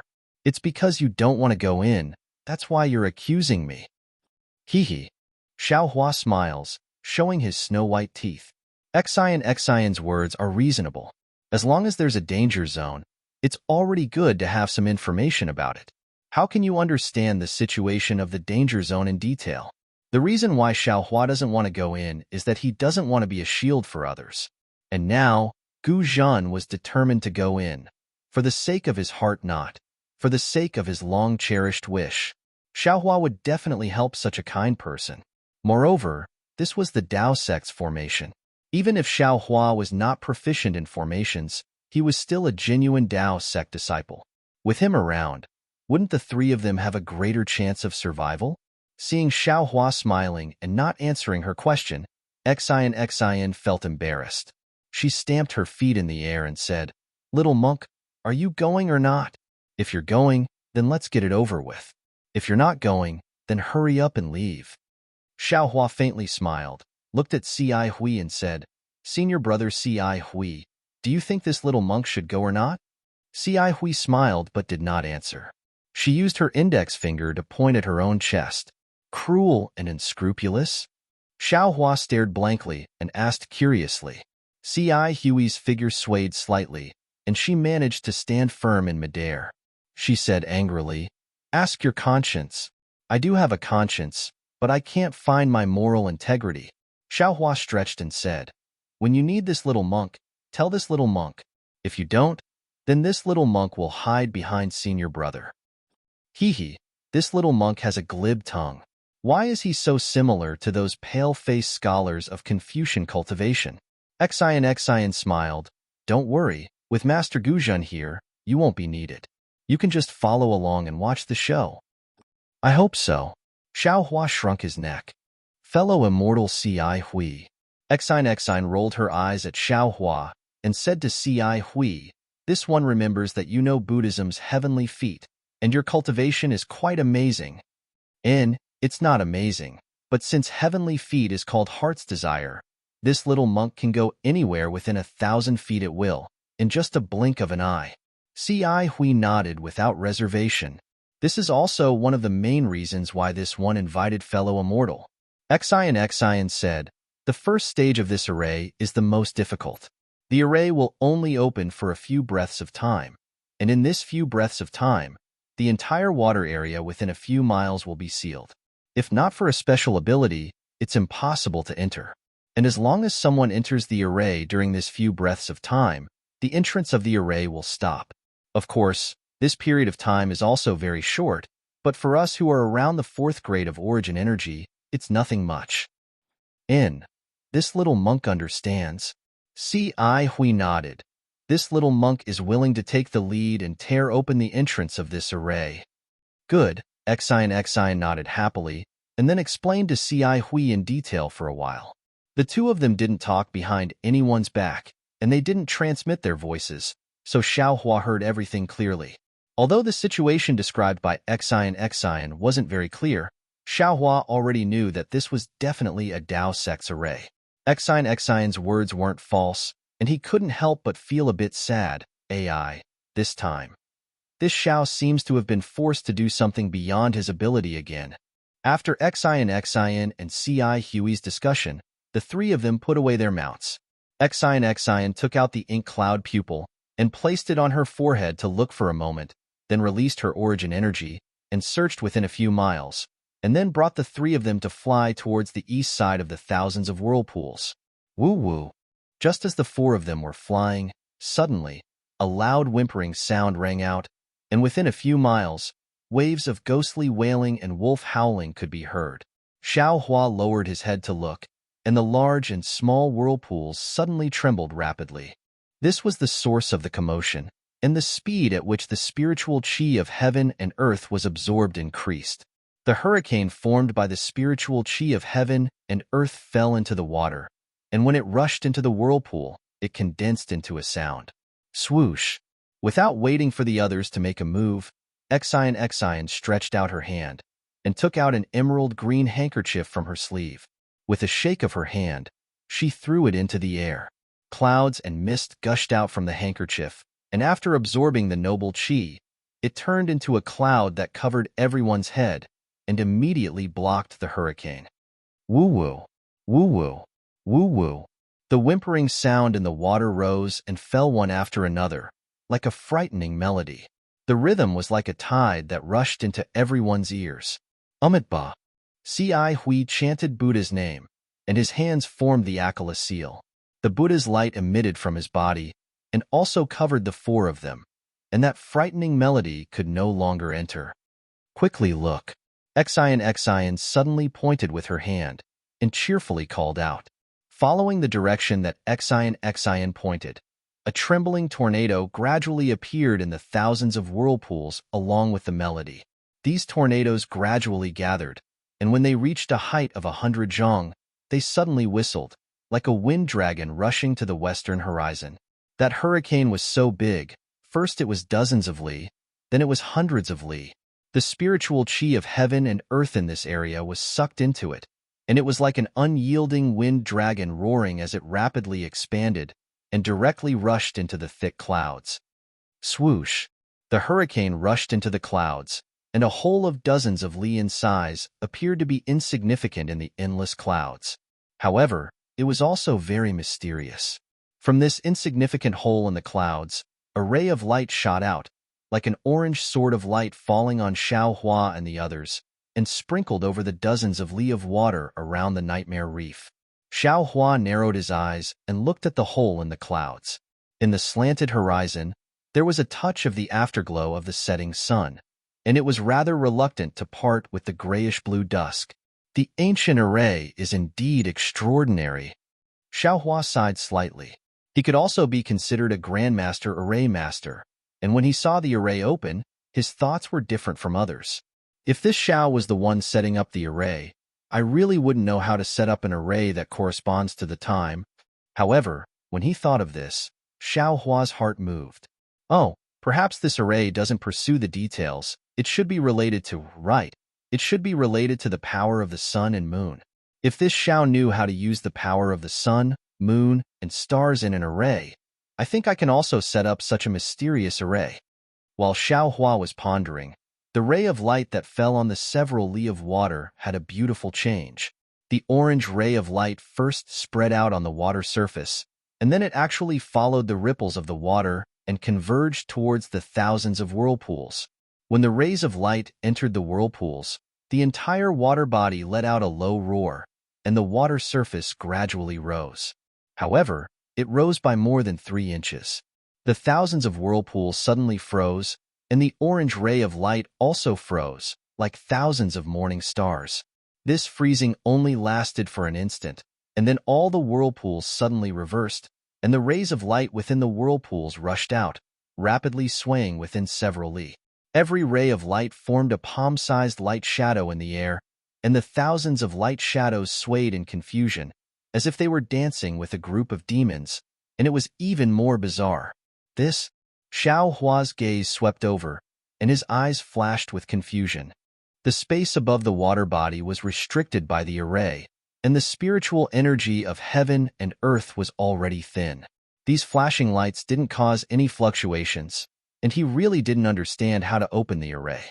Fellow immortal Ci Hui, at this moment, Exion's voice was filled with excitement, and she hurriedly said, "The ancient array has restricted divine sense, and has very little effect on Buddhist sense. In particular, there is no spiritual energy of heaven and earth here, and even the noble chi is a restriction, so your Buddhist divine ability is also very little affected. If you see a door appear in this light shadow, it's a door. As for what the door looks like, and where it appears, according to the records, it's not fixed. Just as we've discussed before, fellow immortal can immediately use the hard intent technique to enter." Okay, Ci Hui had already released her Buddhist sense, and her eyes were also unblinkingly staring at the light shadow swaying irregularly in the sky above the water body. She didn't dare to be negligent in the slightest, and only answered casually. Seeing Ci Hui, Xian, and Gu Zhan all staring at the light shadow in the sky, Xiaohua frowned, but his eyes were fixed on the whirlpools above the water. After all, he was a formation grandmaster, and he knew that the changes of light-shadow came from the whirlpools. Tracing back to the source, if he wanted to find the pattern of the changes of light-shadow, he still had to look at the whirlpools. Moreover, if the three of them were looking at the light-shadow in the sky, Xiaohua wouldn't be delayed by looking at the side alone. -12. Chapter 34:21. After looking at it for a moment, Xiaohua's eyes became a little dizzy. Those vortexes were spinning rapidly. Anyone who looked at them for a long time would feel dizzy. Damn it, Xiaohua shook his head and closed his eyes, but there seemed to be more than a dozen vortexes in front of him. However, the vortexes in front of him were black and white and had already stopped spinning. Suddenly, Xiaohua's mind lit up and he almost cried out, "Spinning?" Since the light shadow was in the vortexes and the vortexes were spinning, then the spinning was naturally the source of the light shadow. Thinking of this, Xiaohua raised his eyes and looked again. He saw that the more than a dozen vortexes were spinning at different levels, at different heights, and at different speeds. He couldn't see any pattern at all. Xiaohua looked for a moment and seemed to see something. The rotation of the more than a dozen vortexes was changing at every moment, and every change affected the light shadow in the air. However, after Xiaohua looked for a moment and even released his Buddhist sense to carefully observe for a while, he had no choice but to give up. After all, there were tens of thousands of vortexes. There were tens of thousands of spinning vortexes inside, and each rotation seemed to have an extremely subtle pattern. When these tens of thousands of patterns were put together, it wouldn't be an exaggeration to say that it was a mess. Wanting to find a way to enter the array formation in a short time was indeed somewhat unrealistic. When Xiaohua raised his head and looked at the light shadow and the three people who were concentrating, Xiaohua smiled bitterly. Alas, this Xiao is a bit of a dead end. This Xiao isn't here to set up the array, let alone to break it. I just need to find a way to enter the array. Since this Xiao knows that the light shadow is spinning, I don't need to look at the changes of the light shadow like them. However, I also don't need to find the pattern of the rotation of these vortexes. With this thought, Xiaohua closed his eyes. His Buddhist sense fell on the water like a cool breeze, and it was as if Xiaohua's heart had calmed down. Xian had been paying attention to Xiaohua. Seeing that he wasn't looking at the light shadow and was looking at the water instead, she had already frowned. Now that he saw that Xiaohua had actually closed his eyes and only released his Buddhist sense to scan the water, he was even more puzzled. A trace of vigilance appeared in his heart. He looked at the light shadow and then looked at Xiaohua. Xiaohua's origin was a bit strange. Xian had also asked Ci Hui about it through voice transmission. Although Ci Hui had never seen Xiaohua use Buddhist supernatural powers based on Xiaohua's Buddhist awareness alone, Ci Hui knew that Xiaohua's Buddhist supernatural powers might not be inferior to hers. This kind of person with an unknown origin and uncontrollable cultivation base was not a good choice to travel with them. However, Ci Hui had also sensed Xiaohua's deep roots of wisdom through the debate of Buddhist principles. He was not the kind of evil person that Xian thought he was. That was why she insisted on bringing Xiaohua along. Seeing that they were about to enter the array and Xiaohua's strange behavior, how could Xian not be vigilant? Senior brother Ci Hui, you have to be careful. After another half a cup of tea or so, there might be an abnormality. Right when Xian was vigilant, Xiaohua suddenly spoke out. Exine was shocked and anxiously asked, "You? How did you know?" Xiaohua's heart had calmed down, so he could see more. In his Buddhist sense, the thousands of whirlpools were like thousands of spinning tops, spinning crookedly. After looking at them for a while, Xiaohua understood that although these whirlpools had different shapes and sizes, as long as the rotation of the whirlpools reached a certain pattern, it would produce a special change. And the simplest part of this pattern was that it was the same. Since he knew that the rotation of the whirlpools was the same, Xiaohua only observed for a moment before he made a decision in his heart and casually reminded Ci Hui, "Hee, this little monk's intuition may not be true." Xiaohua didn't have time to explain. Moreover, he didn't know whether what he said was correct or not, so he vaguely replied. Exine slightly curled her lips. She wanted to look at the water, but she didn't dare to give up on the light shadow in the air. She simply ignored Xiaohua and focused on looking at the sky. Since he knew that the whirlpools were the same, the door to the formation could be opened. Xiaohua began to calculate where the entrance to the formation would open. Although Buddhist sense was the best at observing minute details and was very useful in observing the whirlpools, Xiaohua also understood that the opening of the formation's entrance was definitely related to the spiritual energy of heaven and earth. If he wanted to know the location of the entrance, he could only use his divine sense to observe the changes in the spiritual energy of heaven and earth, or even use his transcendence vision.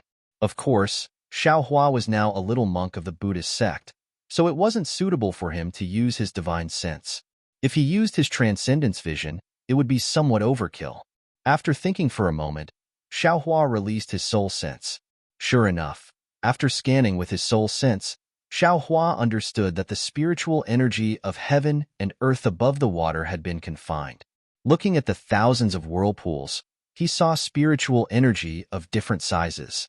However, these spiritual energies were condensed into threads, directly coming out from the center of the whirlpools. They wantonly swayed in the air like thousands of branches, messy and disorderly.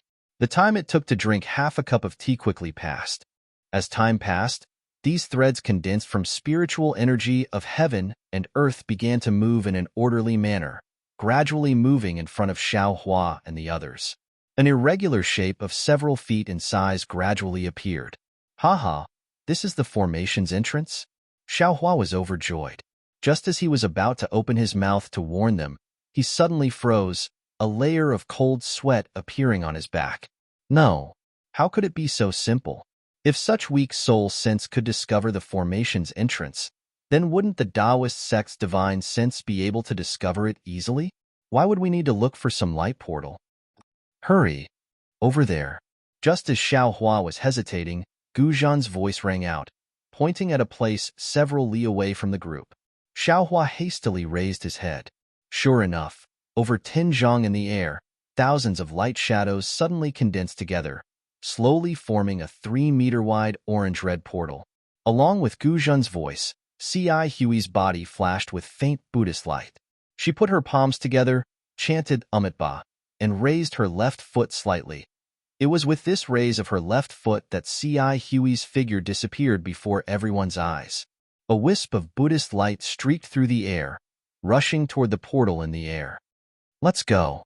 As soon as Ci Hui's figure disappeared, Exine urged them once more. Xiaohua and the others didn't dare delay, each urging their own cloud to follow. As they flew, Xiaohua's soul sense swept out once more, only to see that the portal formed by the world's spiritual energy was gradually disappearing. In the gap that hadn't completely disappeared, there was a wisp of red light flashing through. Hurry, hurry. Xiaohua had just retracted his soul sense when he heard Exine's urgent voice. Raising his head, he saw that several kilometers away, a door had already appeared. But just like the previous lights and shadows, the door began to crumble as soon as it appeared. After all, it was several kilometers away. Even with Xiaohua's lightning escape, there was no way he could make it in such a short amount of time. Isn't this just a test of luck? Xiaohua smiled bitterly. If we're lucky, it'll be right next to us. If we're unlucky, it'll be like today. How can we possibly get in? Without waiting for the Buddhist light to reach the portal, Xiao Hua and the others had only flown a few li away. The one zhang-wide portal had already collapsed into one qi, and the orange light was about to disappear. But at this moment, the Buddhist light suddenly flourished and then disappeared. When Xiao Hua and the others hurriedly looked at the portal, a faint Buddhist light flashed, and C.I. Huey's figure appeared there with the Buddhist light. Damn it, this is the heavenly feat. Xiao Hua was shocked. Isn't this the teleportation of the physical body? That's right. Nascent soul teleportation is a divine ability of nascent soul cultivators, and only nascent soul cultivators can teleport. The physical body of a nascent soul cultivator can't teleport, but this C.I. Huey's heavenly feat allowed her to instantly fly a few li away. She was even more powerful than a late nascent soul cultivator of the Dao sect. While Xiao Hua was shocked, C.I. Hui seemed to have received Xion's instructions. As soon as she appeared in front of the portal, she immediately rushed in. Fortunately, although the portal was only one qi wide, C.I. Hui had the appearance of a child and her figure was also short, so it was easy for her to enter. C.I. Huey's figure disappeared into the portal, and the portal immediately stopped collapsing. However, the light around the portal was still shaking with all its might, as if a shabby wooden door was trembling in the wind and would collapse at any moment. Good. Xion almost clapped her hands. Then, she urged the auspicious cloud and said, "Let's speed up too. This portal won't last long." In fact, there was no need for Xion to say more. When Xiao Hua and Gu Zhan saw the portal in such a state, they had already urged the auspicious cloud under their feet to rush forward. The distance of several li wasn't too far, but now that they were in such a hurry, it felt like an insurmountable moat. Fortunately, C.I. Hui entered the door first. Although Xiao Hua didn't know that C.I. Hui was inside the door's brilliance flickered and collapsed like paper several times. However, every time, it would stand up straight as if it had been reignited from the ashes, waiting for Xion to arrive first. Xion didn't stop at all. She turned her head and called out, "Master Gu Zhan, I'll go in first. You can come in when you arrive." Without waiting for Gu Zhan to speak, Xion plunged into the small portal and disappeared with a flash of green energy. Xiao Hua didn't fly very fast. He followed Gu Zhan. When the two arrived in front of the portal, Xiao Hua looked at the small and twisted portal, then looked at Gu Zhan's tall figure and said with a wry smile, "Master, how do we go in? What's so difficult about that?" Gu Zhan laughed and chanted the name of Buddha. Amitabha. As Gu Zhan's voice fell, Gu Zhan's body also flashed with a faint Buddhist light. Without any sound, Gu Zhan's figure slowly shrank. He lifted his foot and walked towards the portal. Step by step, Master Gu Zhan actually turned into a one-qi-tall human figure and walked in safely. Everyone has their own tricks. At this moment, Xiao Hua also sighed with emotion at the wonders of the Buddhist sect's methods. The bones in his body made a slight sound. His figure shrank a little, and he also rushed into the portal. As Xiao Hua entered, the portal finally couldn't hold on anymore. It twisted a few times and turned into pieces of inexplicable orange-red light and shadow that scattered in the air. Of course, the orange-red light and shadow didn't last for long. In a moment, the thick clouds in the sky closed and darkness enveloped the water region. The waves in the water region retreated and the whirlpool rotated again. Whimpers like the cries of ghosts filled the dark night sky again. -12. Chapter 34:22. Swish. With the sound of water, Xiao Hua's mouth and nose are suddenly flooded with ice-cold river water. It's like he's plunging into a saint river. Xiao Hua wants to use the water avoidance art without hesitation, but just as the true essence in his meridians is surging, the river water in front of him instantly disappears. Not far away, Xion is holding a goose egg-sized bead in her hand. That bead is emitting a blue brilliance, blocking the river water within 100 feet. It's a water avoidance bead. Standing on the left side of Xion is Gu Zhan, whose body has transformed into the size of an ordinary person. Sitting on the right side of Xion is C.I. Hui, whose face is dark red. On the contrary, Xion's gaze falls on Xiao Hua. Her eyes flash with a pensive expression, She says faintly, "Little monk, I have to thank you. If not for you being able to accurately predict the formation door's appearance, we wouldn't have been able to enter this place even with immortal friend C.I. Huey's heart's fulfillment art." "Hee hee, it's nothing," Xiao Hua says half-heartedly. Looking left and right at the river water outside the water avoidance bead, he says with a smile, "I only had a slight feeling, that's all. Everything is because of senior brother C.I. Hui. If not for his heart's fulfillment art, how could we have entered?" Senior brother C.I. Huey's contribution is naturally great, but if not for your reminder, we wouldn't have been able to concentrate on finding the door in advance. Xian stares at Xiao Hua and says again. At this moment, C.I. Hui also opens his eyes and says with a forced smile, "Indeed, when junior brother Deepu reminded me, I already activated my mental force and prepared myself. Junior brother's reminder is the finishing touch." Xiao Hua looks Xian up and down. He says with a smile, "I've always felt that I'm a burden. Being able to lend senior brother a hand today, my heart naturally feels at ease. There's no need to mention anything about claiming credit." "Little monk, just now when the door appeared, you seemed to want to say something. Could it be that you were able to foresee the appearance of the door? Could it be that you know this ancient formation?" Gu Zhan seems to have thought of something and says.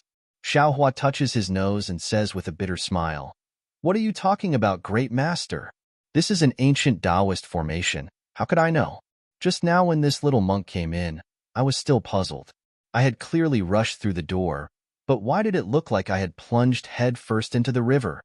Seeing that Xiao Hua didn't admit it, Xian didn't ask anymore. She only said, "Little monk, if you know anything, you can tell us. We are now one body. We must advance and retreat together. Don't hide anything." Yes, I understand." Xiao Hua nodded his head like a chick pecking rice. "For this little monk's own life, this little monk will also tell you everything he knows." Xian snorted coldly, then reached out her hand and took out a jade box. She turned to C.I. Hui and asked, "Fellow immortal C.I. Hui, are you done resting? We don't have much time, so we need to hurry." C.I. Hui slowly got up and nodded. Xian, "Don't worry. I am fine now." C.I. Hui, "Fly behind this old monk." Guzhan looks at the water curtain on the left. Outside the water curtain, there are some strange swimming fishes and some grayish-black seaweed. There are no bones to be seen. He doesn't know whether to be happy or sad. So he says in a deep voice, "You rashly used the relic's psychokinesis, shaking the relic's foundation. You should use more heart to nourish it. It's not good to use psychokinesis again." "Yes, thank you, martial ancestor." C.I. Hui slightly nods. The Buddhist light around her body flickers. She should be following the instructions to cast the spell. "New Tanua, where do we fly to next?" Guzhan asks Xian again. Xian says with confidence, "Great master, don't worry. This is the bottom of the Sage River, thousands of feet deep. We are surrounded by river water, so it's hard to determine our direction. Although we have the water avoidance pearl, we can't fly at will. Once we touch the formation's restriction, we can't go forward anymore. I have a secret talisman of the Taoist gate here. It's time to use it." "Ba, then I'll have to trouble New Tanua." Guzhan puts his palms together and stands to the side. As early as when Xian took out that jade box, Xiao Hua already saw clearly that there was a talisman of the Taoist gate stuck on the outside of the jade box. Inside the jade flute must be the magic tool that Xian used to break the formation. Xian raises her eyes to look at Xiao Hua, then spits out a mouthful of true qi on the jade box. That talisman stuck on the box immediately floats up, flashes in midair, and turns into a pile of ashes. As soon as the talisman disappears, a ball of dark green brilliance comes out of the jade box. A wave of magic power familiar to Xiao Hua is transmitted along with the brilliance. "Oh, what magic tool is this? It seems the magic power's fluctuation is very strange." Xiao Hua doesn't dare to spread his divine sense far, only sweeping it in front of him. He is somewhat stunned as he thinks. Xian then raises her hand and opens the lid of the jade box. A 2 fingers wide and 4 fingers long flat jade flies out of the jade box. "Jade talisman?" A kind of surprise flashes in Xiao Hua's eyes. This kind of jade talisman is rarely seen in the Dawn Rain continent, where the Taoist gate is flourishing. How can it appear in the Buddhist gate's nirvana world? What is the origin of this Xian? Is it possible that a disciple of a Confucian family can use the Taoist gate's jade talisman? Sure enough, Xian opens her mouth and spits out another ball of true qi. This true qi is different from before.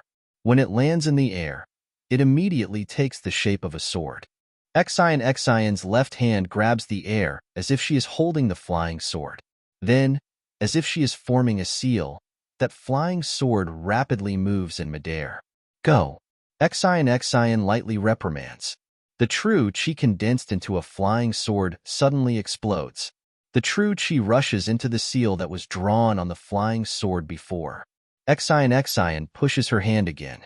That true qi hits the jade talisman in midair. Crack, crack, crack. A burst of chaotic sounds. That jade talisman explodes like a blossoming emerald flower. Thousands of green lights fly in all directions. Ka ka ka ka. The green lights emitted the splendor of the water avoidance pearl. Once they touch the water curtain outside, the water curtain immediately changes. Some parts turn into nothingness, while other parts condense into ice. In particular, this splendor rapidly extends into the distance. A beautiful ice palace unexpectedly appears in front of Xiao Hua and the others. This, not to mention Xiao Hua's surprise, even Ci Hui and Gu Zhan, who have already discussed this beforehand, look at the ice palace that suddenly appears in disbelief. They are speechless. This is the ancient Taoist gate's ice-condensing talisman. Unexpectedly, Xian blinked her eyes mischievously and explained in a somewhat showy manner. Mo Yuntong mentioned that the channel of this magic formation is condensed by the water-based qi of heaven and earth. It does not prevent the river water from flowing in. Even the river water in the channel may be an illusion created by the magic formation. At this point, Xian glances at Gu Zhan and continues to say, just by using the imperial equipment in the water avoidance pearl, we can't distinguish the true formation channel. Moreover, if we are not careful, it is very easy to fall into the formation and not be able to escape. Mo Yuntong mentioned an idea. If the river water in this channel is frozen, presumably the illusory river water will disappear and the true channel will appear. However, this method has very high requirements for the cultivator who uses the ice sealing technique. Not only must they have enough Dharma power, but they must also control the technique to the smallest detail and not touch the formation. Coincidentally, I have seen a Taoist gate's ice sealing talisman. This thing itself is a water-type talisman. It is of the same origin as the formation in this river. Therefore, I don't need to know any ice sealing technique. I only need to use this talisman. Even more coincidentally, Xiao Hua can't help but say, Benefactress also knows how to use the Taoist gate's talisman with Confucian cultivation's true qi. Say, how can things in this world be so coincidental? It really is. Xian smiled proudly and pointed to the depths of the ice palace. It's such a coincidence. Now, we only need to fly inside and not touch the walls of the passage, and we will be able to find the trace of the immortal artifact. Alas, Xian is indeed well prepared. Ci Hui sighs again. If it was someone else, even if they came in, they would have to touch the formation's restrictions sooner or later. Hee, let's go. It seems to be very big inside. My true qi has already been suppressed. Your Buddhist senses can't go very far, right? We still have a long way to go. Xian flies up first. She has already put away the water avoidance pearl, but still holds the flexible sword in her hand. Seeing Xian fly up, Gu Zhan glanced at Ci Hui and followed behind without saying anything.